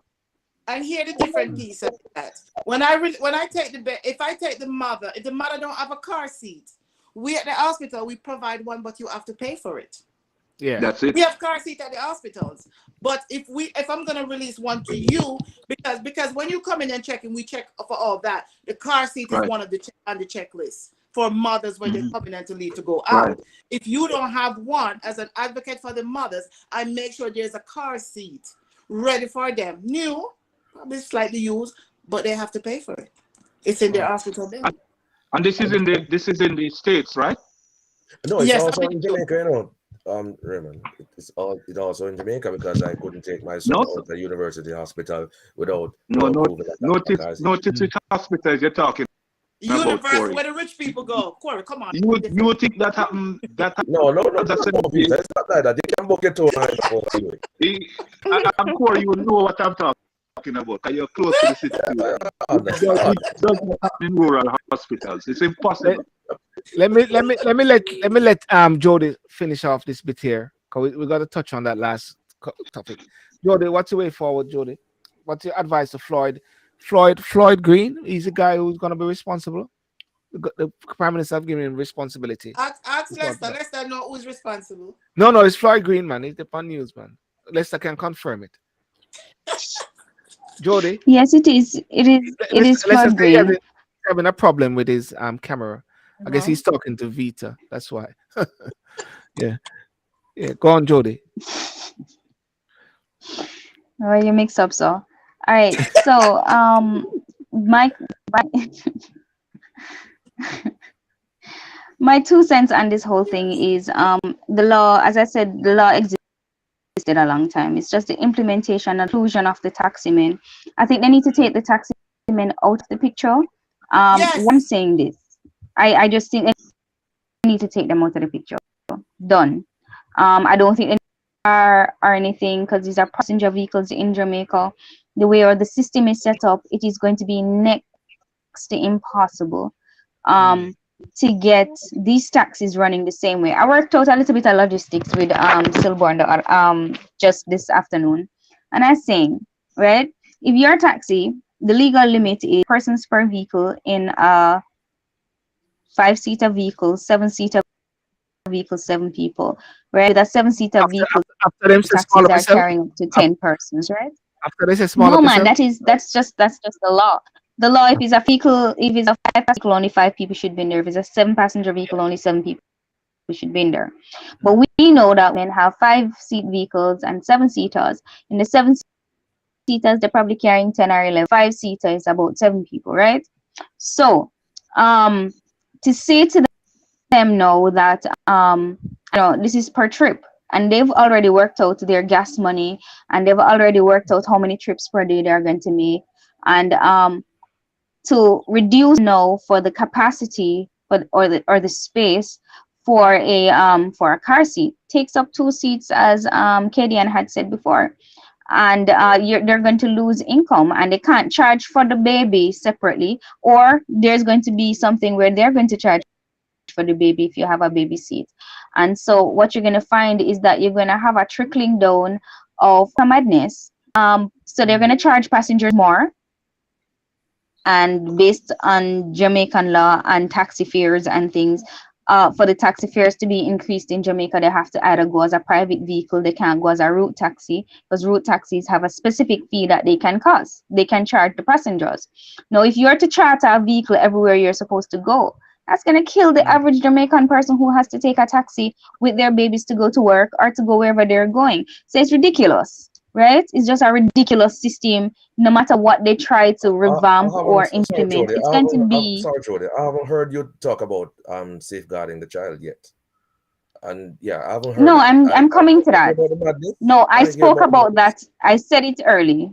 I spoke about it earlier when I talked about the safety, but I'm just talking about now about the practicality of it for the taxi men. That's what I'm speaking on, right?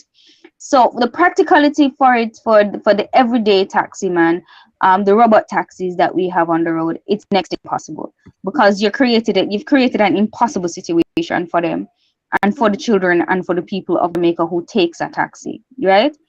Let's go to the safeguarding of the children now, right? Now, what the government needs to do is provide vehicles that can transport the kids with safety equipment that can transport the kids, so they do not have to take the robot taxis, or they do not have to take the regular buses to school. Now, that's what the government needs to do, right? Rather than putting all this strain. Innovation and retrofitting.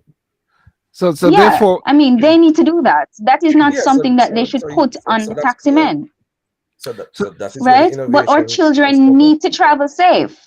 And as I said, the law already existed before this, that once you have a child in your vehicle, they should be in a car seat. This is not a new law, right? So it is something that has always been on the books. Okay, Jody, you finish? Yeah, let's talk. Go ahead. In terms of emergency, in terms of emergency, a parent is in a crisis, right? Are you saying, right? And I will support you on this, that and the quickest taxi that's on the scene that can assist, you should go. You should go. There's no child seat, so that's where the leniency will come in, right? If it's a calculated journey, and you want to safeguard, because what this has done is remove the right of the parent to say, look, I want to safeguard my child. I really want to take a taxi. I can't take a taxi because they're not retrofitted, okay, or it is not logical for them to have car seats. What I really want to safeguard my child. So what I'm going to do, I'm going to walk with my picnic, right? Yeah. That's what we're saying should happen, because it don't make no sense for taxi people have car seats. Right? So we have to be very careful of the narrative that we are putting back when we're trying to break down the social ills of ignorance. There's another point to that, what you just brought up. There's another point to that you just brought up that shines light on something else, Corey. It should not be the responsibility in an emergency for anybody to remove anybody from an accident scene. I didn't mention accident. For a regular, it is no. I'm saying in an emergency situation either. Our government should provide emergency vehicles attached to our hospitals. In case of an emergency, I should be able to dial an emergency number. An emergency vehicle should be able to get to me. Just like if that is the universal standard. No, but but it goes back into the paradigm now. If I have got a private car, should I take my child in my private car to the hospital? Yes, you can do that. The thing is, we've normalized. Yeah, Corey, can I throw one at you? Yeah, sure. So I'm on my way to work one morning. I see a child to school, to the primary school in Brownstown, and I said maybe I should offer this child a ride. I don't have children anymore. I don't have a car seat. What should I do at that point? I just have to stop and say to that child, I must apologize, but I won't be able to take you this morning because I don't own a car seat. Yeah. Because if I drive into Brownstown and I come up on the police, Yeah. I'm going to be charged. So these are some of the consequences. Absolutely. Absolutely, Raymond, because guess what? As Jody mentioned, it's been in the law a long time. It's just been brought to the fore based on the need for it now. Well, So it's well, really it seems the poor, yeah. it's really the poor who will suffer, you know, as a consequence Yeah. of the enforcement of this particular law. Well, somebody just sent me a message a while ago saying, imagine a single mother with, well, imagine a single, could be a father with 3 children under 12 going to school, and she only has 2 hands. Okay, she only has 2 hands plus the kids' bag lunch kits. So therefore, it seemed we're gonna wrap up on this. It seemed very clearly that somebody said take the emphasis off the taxes and put the emphasis on the private passenger, and also the government need to somewhat start to find a way how to transport the children to school. But in responsibility to Sylbourne as a parent, because I can tell you that I don't have kids going to school, but I have 2 grandchildren, right? My daughter have 2 car seats in the back of her vehicle. I have 2 car seats in the back of my vehicle.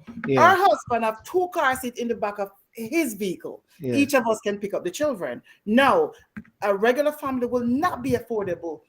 Be able to afford this amount of car seats. You know, so again, its responsibility is that I keep saying to my daughter, I want another grandchild. Who's going to stand the finance? The responsibility is that you cannot afford 3 children. So we have to go back to responsibility as parents too. If you know that you have to provide a car seat, we're going to have to start looking at our responsibility. Thinking afford seriously. more than 2 children?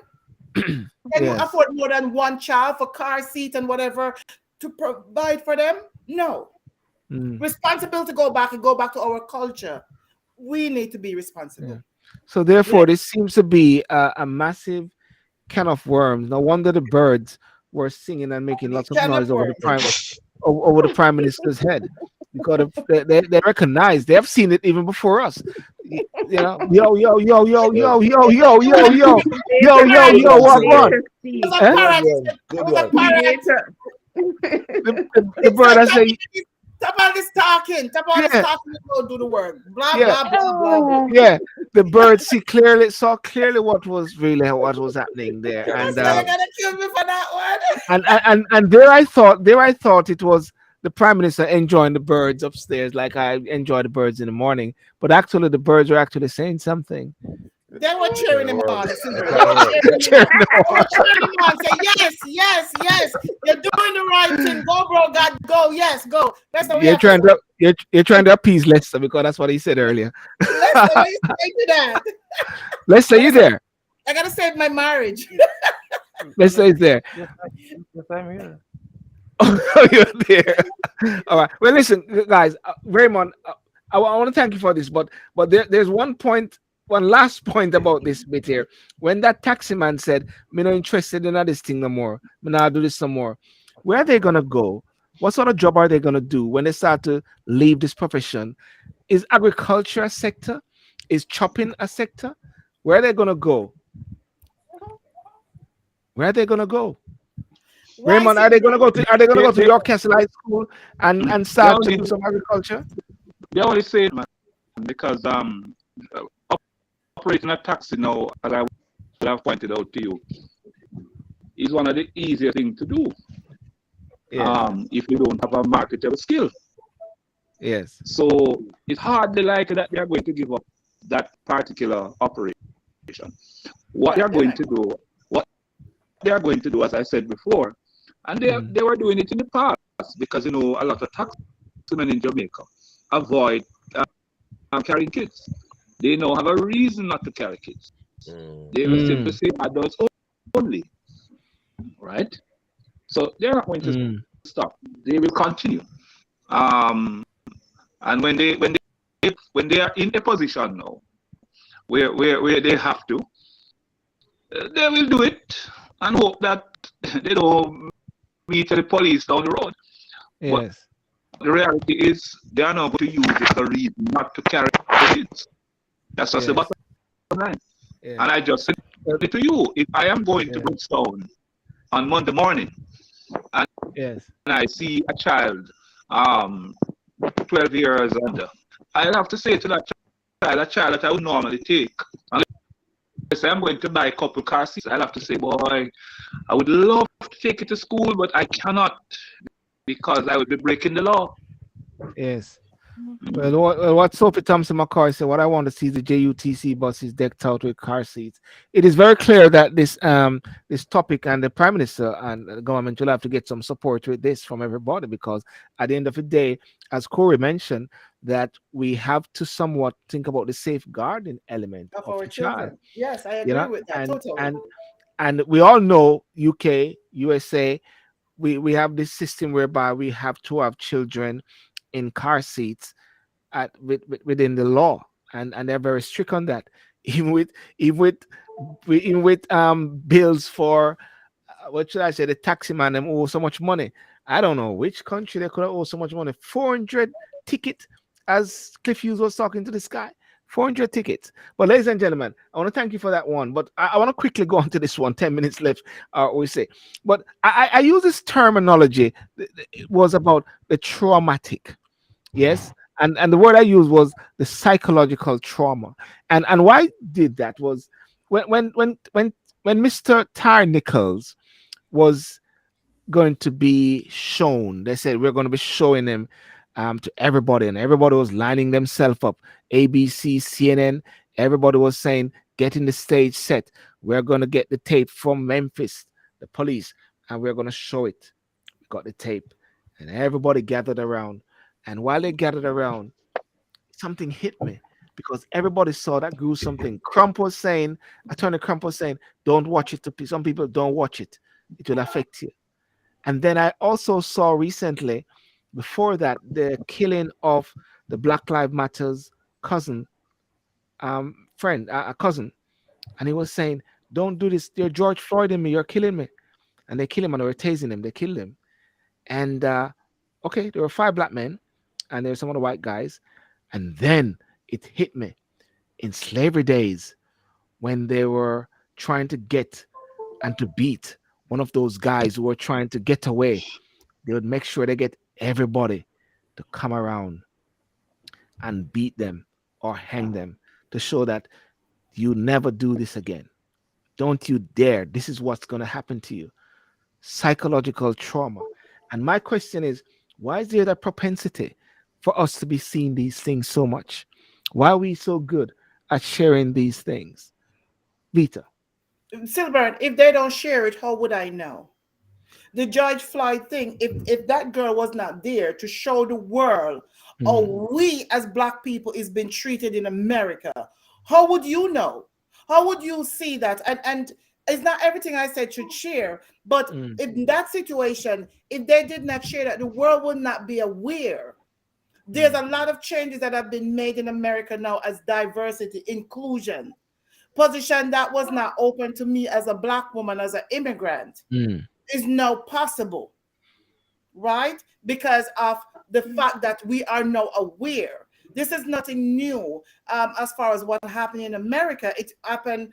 It never stopped from slavery, the beating and killing of us black people. But now that we have social media to share it, is now that other people can be aware and say, we are tired. We are tired of being beaten the way that we have been treated.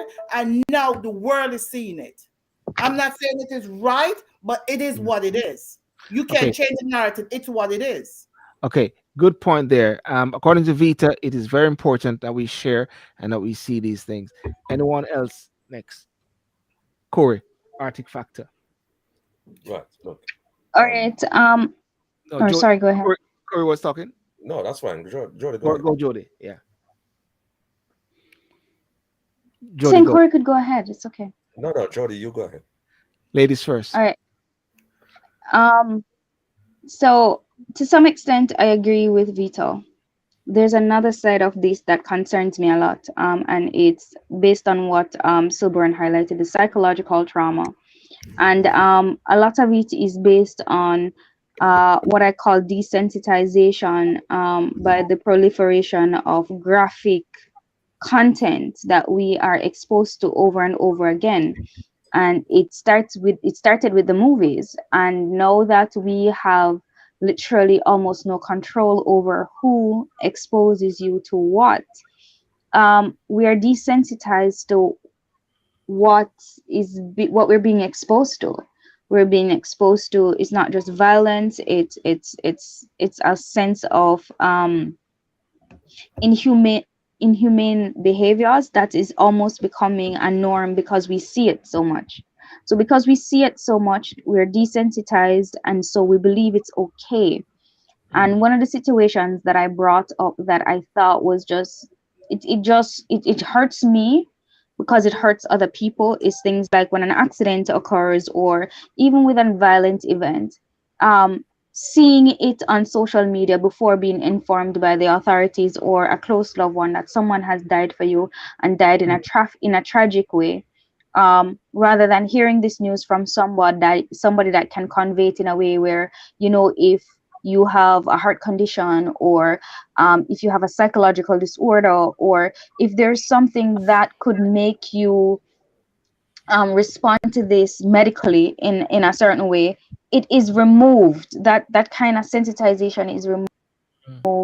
That kind of standing is removed, and so everything is just out there. And for me, that huge because it's affecting a lot of people. Obsessive compulsive disorder earlier, that's just a borderline of one of the medical conditions, and this is something that is being studied worldwide now. The impact of being overly exposed to certain content that will cause mental illness. And sometimes we look at mental illness of people just going crazy, and that's not just it.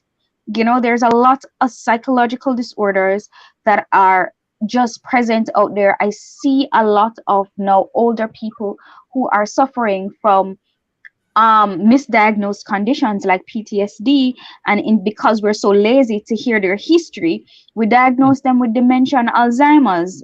The medical system has become very lazy. And I see it a lot in my country, so I can say it. I interface with older persons who've been through trauma in their younger years. It was never treated. And as soon as they start saying, oh, mommy seeing things, mommy talking to herself, mommy forgetting stuff, so she must have dementia or Alzheimer's. And when I sit and listen to their stories, they're suffering from PTSD because they had a traumatic event in their younger years that was never treated. And that is what is happening to our society right now. A lot of us are encountering PTSD because we've been overexposed to a lot of graphic content.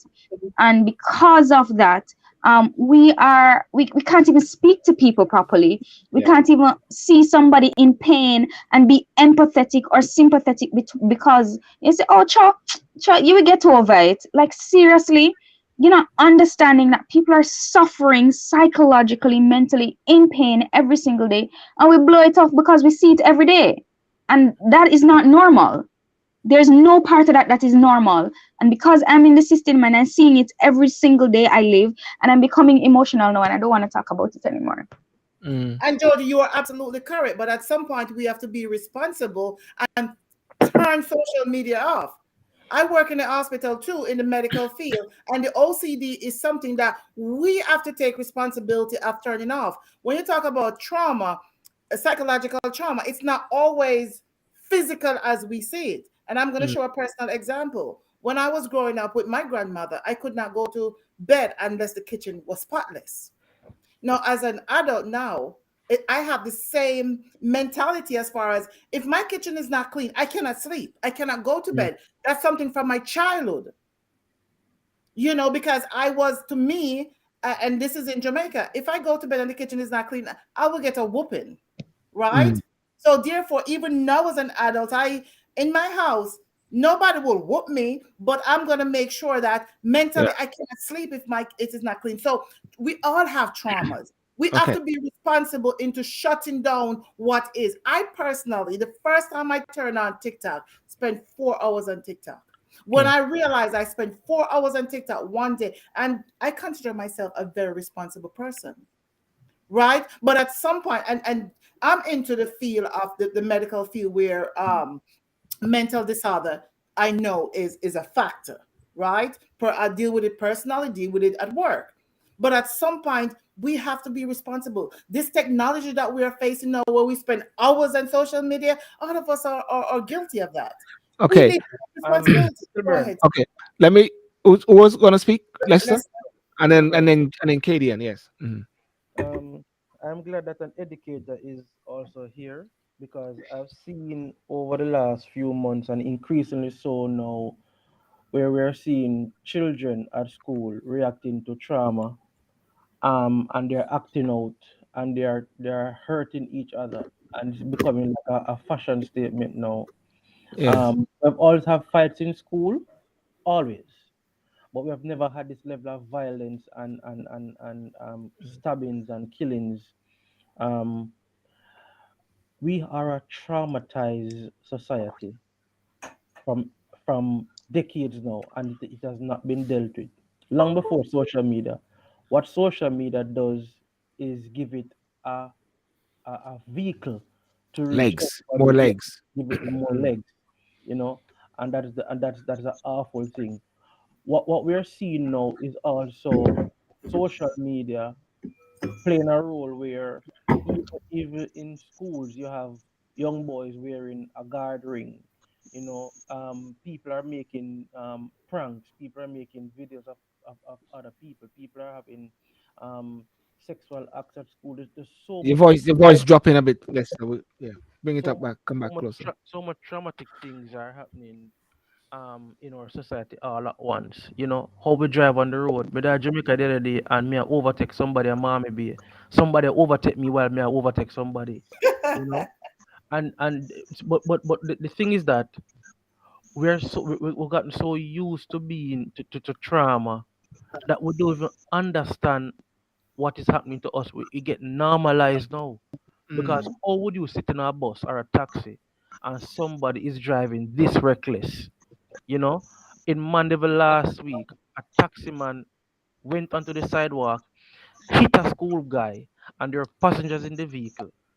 And none of the passengers that this should not happen. A taxi man should not be comfortable enough to drive like that, and passengers don't say anything. You know, Mm. we and it is not being dealt with, and that's why our murder, no matter what people have a crime plan and murder, it will always be high because we're not dealing with the issue at hand, and Okay.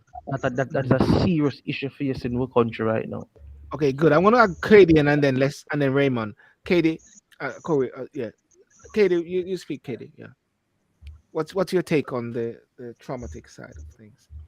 Well, as I was saying earlier, I think it's important for us to kind of monitor how we have to regulate how we basically utilize the social media, because everything is being posted there. There's, although you do have some sites, I know on Instagram they will tell you, oh, before you click on this content, it might have this graphic, this, that. It will give you a Be precautionary warned. Yeah. warning before you go and click on it. So there's some sites that do that. I don't know about TikTok if TikTok does it, but Mm. I know Instagram does it.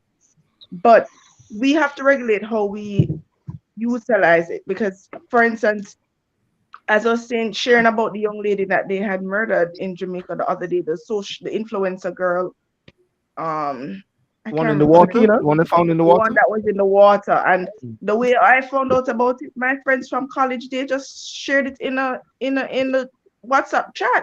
And I was like, oh my God, who is this? I don't know who this person is.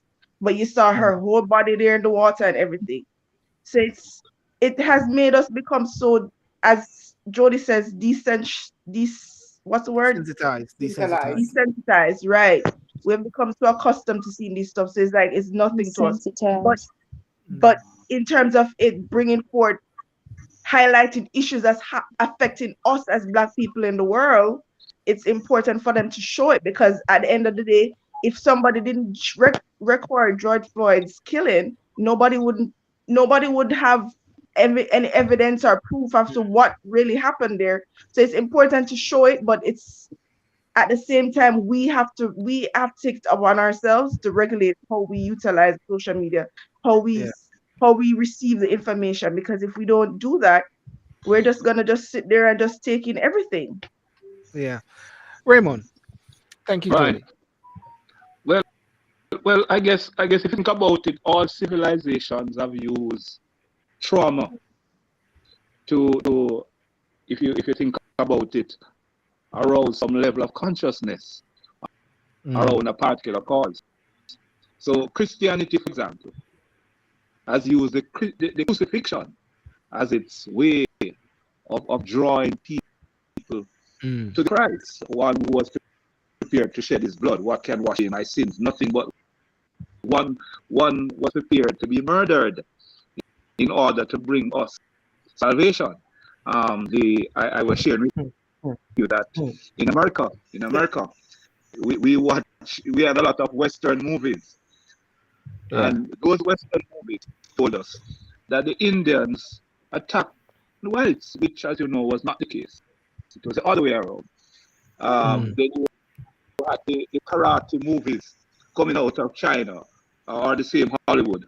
So, and the Jews had a lot of films about the Holocaust. So Western civilization, to a great extent, has used trauma, right, to draw people to a particular cause, or to arouse some level of consciousness. In our case, as Black people, we draw on slavery, we draw on the persecuted in the past in order to say to people, this is where we are coming from, and we should never go back to that particular situation. We were speaking about Jamaica a few minutes ago to say that, boy, Jamaica is a very aggressive country. Yes, we are aggressive because of our past. And until we can remove those scars, we will continue to be an aggressive nation. That is correct. That is so correct. And I really have to emphasize on that, because there's a research, and you asked about data. There's a research that was shown that, and all of us on this platform are Black people, and I have a lot of white friends, because the first thing they're gonna sue, but I have Black friends, so I have a lot of white friends. Let me put that out there. So I have white friends. All of us on this platform are Jamaicans or affiliated or whatever the case is, right? And we all are coming from the slavery, and they use Christianity to brainwash us and to keep us into a certain level, and that's the culture of Jamaican right now. So what the research have shown is that in our DNA, all of us on this platform, we still have that trauma of our foreparents, as far as beaten, brainwashed, and put into a level where we have to bow down and felt like we are inferior to a certain set of people. And what happened with most of the Jamaicans, as culture-wise, looking back, Jamaica was the island of where they would put the rebellious ones and the ones that will not take that take anything. Right. Is that a fact? Is that a fact, or somebody said it? It's research have shown that. Okay. Whether it's fact or not, research have shown that. Different with Talawa. A lot of historical knowledge are coming out now that was not we were not privy to, that we are getting now to see that. So all of us right here are traumatized. Our DNA can show that we are, and we are all dealing with it. The mental disorder, for instance, in Jamaica, George, you can educate me on this. In Jamaica, mental disorder was never considered a sickness. That's the point. I don't know how many psychiatrists or psychologists or therapists on the island right now as far as dealing with mental disorder. It's a big situation here. Right now, if I feel like, I feel overwhelmed, I could pick up the phone and call somebody, and I could spend 45 minutes talking to them as far as why I'm overwhelmed. So a child with mental disorder is considered bad and is whipped mercilessly. Exactly. And what we do, we medicate them because they're too bad and they're all that stuff. And what we do, we beat them. So therefore, like the little boy, throwing the rock stones into the classroom, for argument's sake. That's a mental. That's a mental disorder. But it's very clear. What's in social media saying? The boy too bad, and the teacher must do this, and the teacher should have done that, and the parents do that. It's a mental disorder. It's so obvious to us that is clinically trained that this is a mental disorder. Regular children do not throw stone at their teachers. We respect them. Corey. Lester, see, and that people, my husband is one of the reason of the DNA from slavery, right?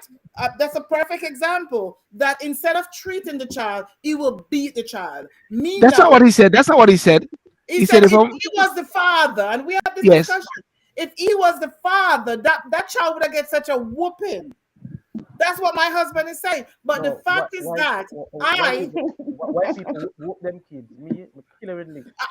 Lester, whooping in America, beat their kids in Jamaica. Okay, fine. But the fact is that that child did not need a beating, whooping, bus ass, whatever it is. That child needs psychological I need a help. Intervention. Corey, Yes.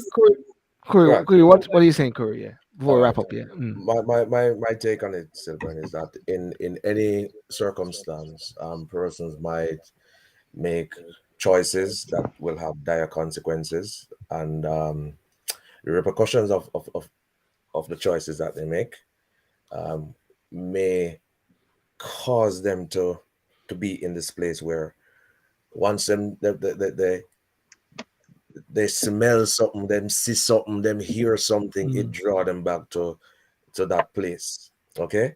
And I am going to say that not a lot of persons have the capacity to compartmentalize.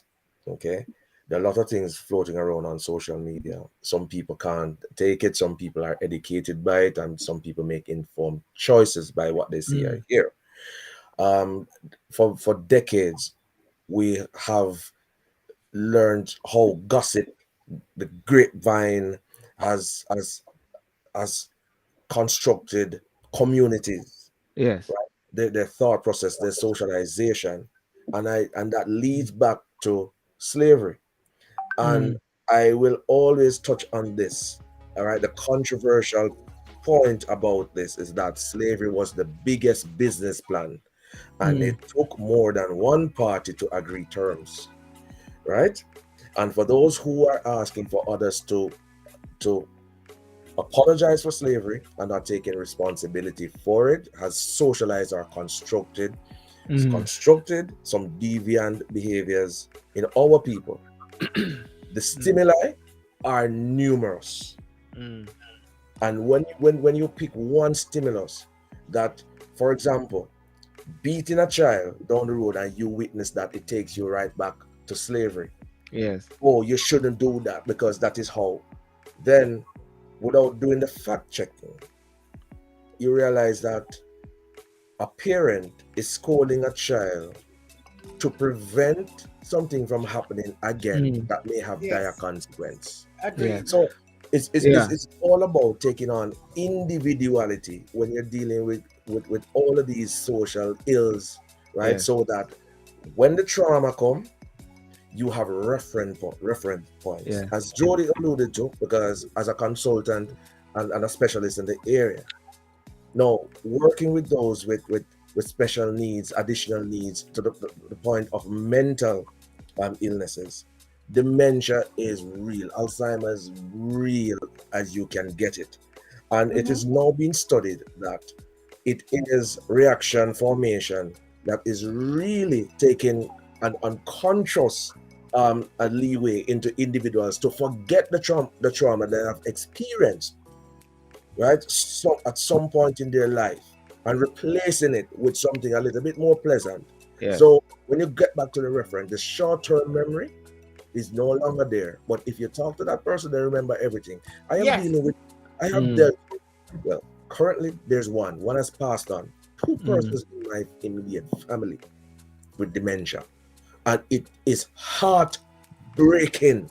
It is. It is. It is heartbreaking. So I have first-hand, front row experience of this of this mental challenge. Wow. Well, Sorry to well, hear that, Corey. Very yeah. sorry to hear Thanks, that. thanks But for that and your hard. transparency It's as well, Corey. hard. yeah, How sorry do to you hear tell? that. Really, How do really you tell a sorry. loved one that okay, stay right here, you'll be all right, and the loved one say, no, you want to lock me up in our place? No, you want to do this to me? You want to hurt me? It is. It is. But Yeah. Gary, I'm doing a Corey, I'm doing a research right now on a paper that I have to write, and this is not a plug, but what happened is that It's a plug. the dementia, what they're saying is that Mm. the marijuana, the medical marijuana is actually helping the dementia patient and the Alzheimer's Yes. with the mental part of it, and also because what happened, they're having the long term but not the short term memory, Yeah. and the marijuana is helping them. And this is something that I'm working on with research with other people at my job related, Yeah. and this is something that they're seeing that it's helping. Yeah. Okay. So, Yeah. go ahead. Well, thanks for that, Vita. Thanks for that, Raymond, Kadian, Arctic Factor, Lester, and Jody. Jody, you want to come in? I think you want to say something before. Give us a minute before I wrap up. One question before. So you're suggesting I should start Jody. smoking from ganja? Well, the possibility that the medical aspect of it is more profitable than you not smoking it. Whether you smoke Okay. it or vape it, the medical opportunities or the medical benefit is way more than you not doing it. So Sylbourne, I'm just saying, you can drink Right. it till you don't have to smoke it. Well, I remember your castle. We used to have enough of guys. Them guys just smoking on the back and it rest. Same thing in Brownstown. You don't remember Brownstown? I'll be like, no, my grandmother, because I grew up with my grandmother. I'll be like, I'm not smoking. My grandmother will beat me because I'm a country girl. But I Yeah. remember back in the days in Cumsey with Boyd in it. Well, let me not call names. But back in Cumsey, Sylbourne, them boys used to do what they do. I have no idea what you're talking about. Is the same boy? Is the same boy Sylbourne talking about? What's both of us.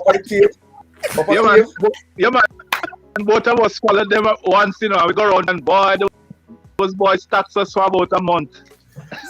Raymond, I went to come see also. Yeah, it's the same. Yeah, man, boy Sylbourne talking about. I want Jody. Jody, you want to? I see your person want to say something, Jody. I don't know. Jody, what you drinking? Come on now. What you drinking? Come on. Look, Jody. I just came back on to share the mental health, which is the mental health and suicide prevent. Can you hear me? yes, we can hear you. We can hear you. Yeah. Can you guys hear me?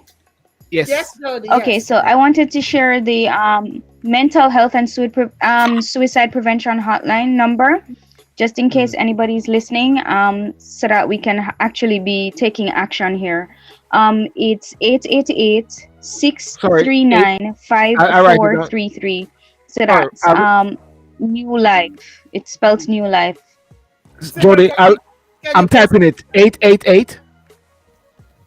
Jody, 888. She said 888. Am I delayed? It sounds like I'm delayed. Yeah. Jody, you're pretty and delayed at the same time. Say it again. Say it again. 639. 639. Yep. Yep. Your mother. 888639. So it's 888 639 5433. Yep. She want a separate pick from her sister. Lester, we're hearing everything you're saying about your mother. Can you mute him, Sylbourne? I don't want to say nothing about it. Can you mute him? You don't want him to say anything about you? Yes. You don't want him to say anything about you? Mute him, please. All right, what is it? I don't want to come into here. Did you catch it? There we go. Is that for Jamaica, Jody? Yes. Is that within Jamaica? Yes. Yes, that's for Jamaica. Yeah. Yes. Well, it was I heard by the well, Minister of Health back in 2019. Yeah. I heard as well. I heard as well that the taxi drivers planning on all-day strike February the 14th. So I don't know. We need to go to dinner. What's wrong with these taxi men? Forget Them about the kids. What I'm doing, us women. What's wrong with them? February 14th. No. Change the day. Do it the 15th. Is that true, Raymond? You hear about that, yeah? Actually, mankind has become heartless. Sylbourne, Yeah. isn't Jody really pretty tonight? Look at her. Jody, what's going on? Sylbourne? What? The life Sorry, I missed that. I like the blue Jody. It's really beautiful. Oh, thanks, Vito. I'm just hearing what you're saying. Oh, You're crazy. Corey's modeling now. Corey's modeling now. Okay, that chocolate skin, go ahead. Corey model. I can't go on top, man. Scotty mentioned it's called cognitive disorder. So we are modeling some academics right now. All right? Yeah. Right? All right. So, all right. Most of us have OCD in us. Most of us have OCD. No fully done around here. Yeah, we might banter and I go at each other, but it is all constructive and in great health, and and we will emerge as quite productive, and people will learn. Simple as that. No, hey, after finish our whole bachelor one, I don't know about the productivity part. My husband, how are you? Yeah, but that is for connoisseurs, you know. You look in the world, no. I mean that, yeah. So you may have a wine company calling you because you model the glass well. You understand? Okay, there you go.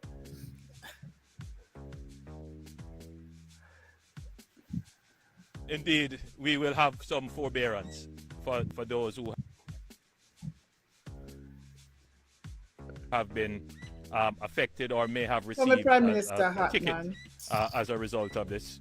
We have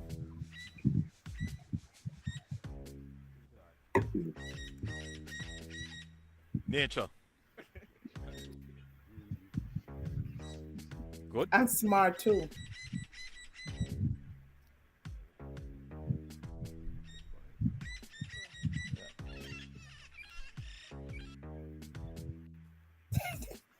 Should I write some of the comments? Should I mention some of the comments that people have been saying? Keep it positive. All right. Well, I can't write it. I can't say any of them then. Okay, keep it positive. It's not positive that we're not going there. We stay positive. Stay positive. Raymond, listen. Raymond, I want to thank you for coming on tonight, yeah? Yes, man, not a problem. Jody, answer my text, Jody. Answer my text. Hold on. Yes, the answer was yes. The answer was yes. Okay. I did. Okay. Raymond, my pleasure. Yes. Raymond, enjoy the soup, yeah? And send some for you and things like that. Raymond, what kind of soup you're drinking tonight? I Some hope it's not chicken cock soup in a Raymond. I hope it's not cock soup. No, man, chicken. Not sure whether it is. Not sure whether it was a cock or a hen. That was D last week. Traveling all over North London trying to find cock soup. That was D last week, not me. Chicken. Hen soup.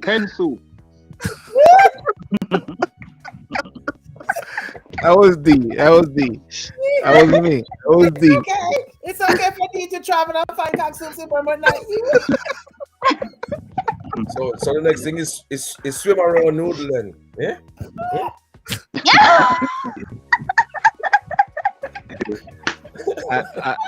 Corey, go back to the internet. Go back to the internet. No, he has come and call it Arctic Factor. Arctic Factor today.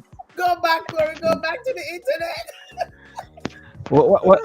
But people might be asking the question, what does he mean by that? I mean, I've got to make sure I facilitate. If we're not fully done, so if you're fully done, we can't explain that. I'm sorry. Absolutely.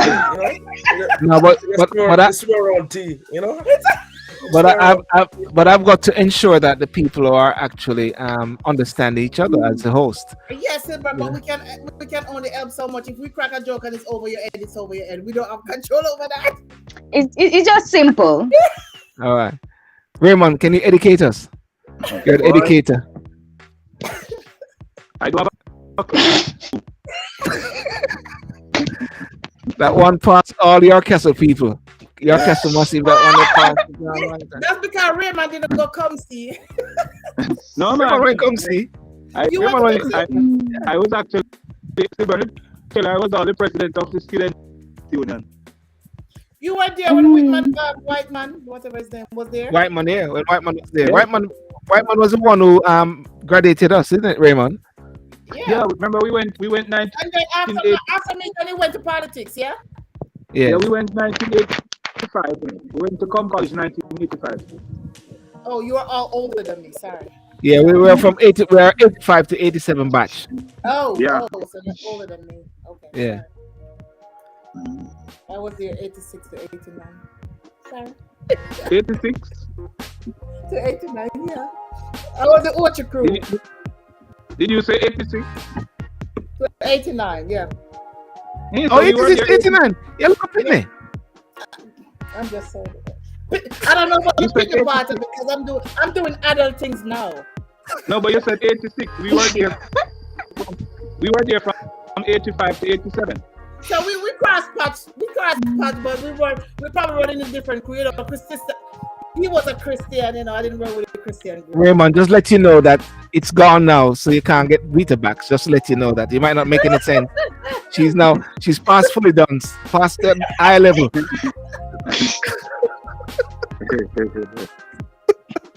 So you might have to go, Lester. Raymond, you might have to go fly out. I was like, what? We should which program you did at Com College? We learning.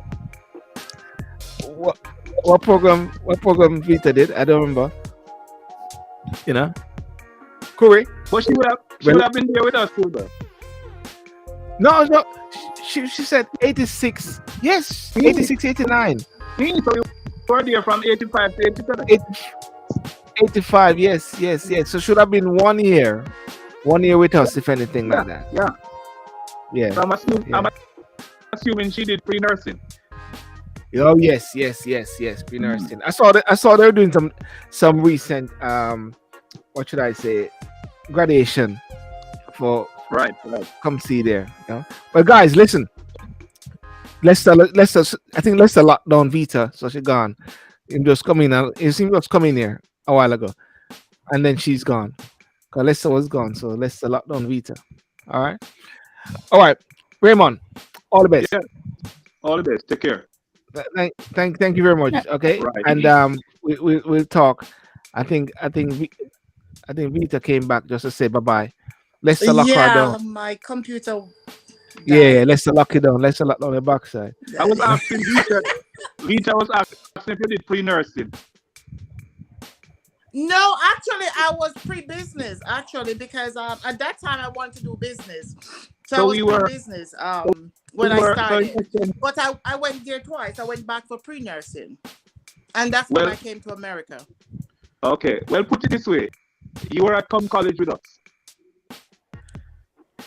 We left. Yes. We left 87. Yeah, I was still there. Yeah. So you're 86, 89. Yes, you're 86, 89. All right. Somebody said this is a Jamaican channel. Somebody. Listen. Okay. All right, guys. Let's rock and roll. Okay. See you around. Jody, are we going to the dark side? Yeah, we're going over to Insta. We're going over to Instagram? Yes. Let's get dark after midnight. All right. Greetings, everybody. All the best. All right, Raymond. Yes. All right, guys. Take care. Bye-bye. Bye-bye. God bless. Bye-bye.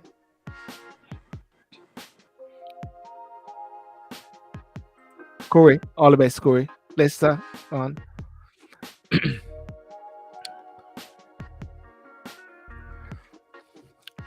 Okay, well, ladies and gentlemen, I want to thank you so much for joining tonight. Those on Facebook, those on YouTube, those on Instagram, and even the portion that came on TikTok asking me if it's a Jamaican channel. Me don't know what you're talking about. Well, actually, we were on YouTube.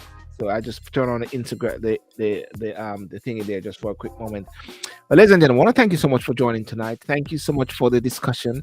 And the topic which was very crucial was about the baby seat saga and the psychological trauma.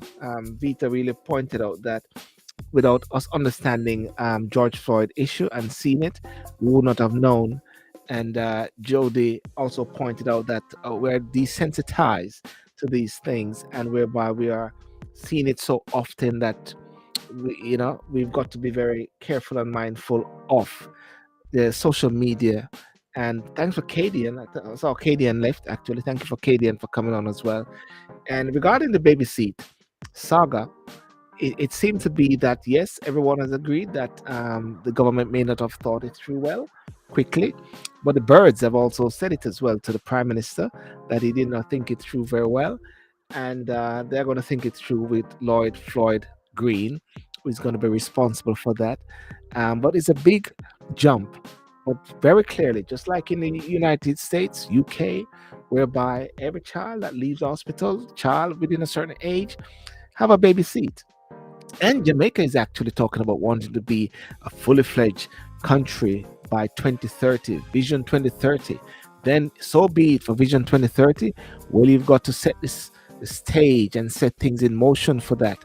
So yeah, so that's it. Yes, we are very quick to label. Right again, folks. Mankind has become heartless. Thank you guys so much for joining tonight, and watch the replay, like and share, and we'll be back again following for another time. And Vita has come back just to say hi to me, right? You'll come back to say hi, Vita. Bye. She didn't see that she's on. Yeah. Okay. See ya.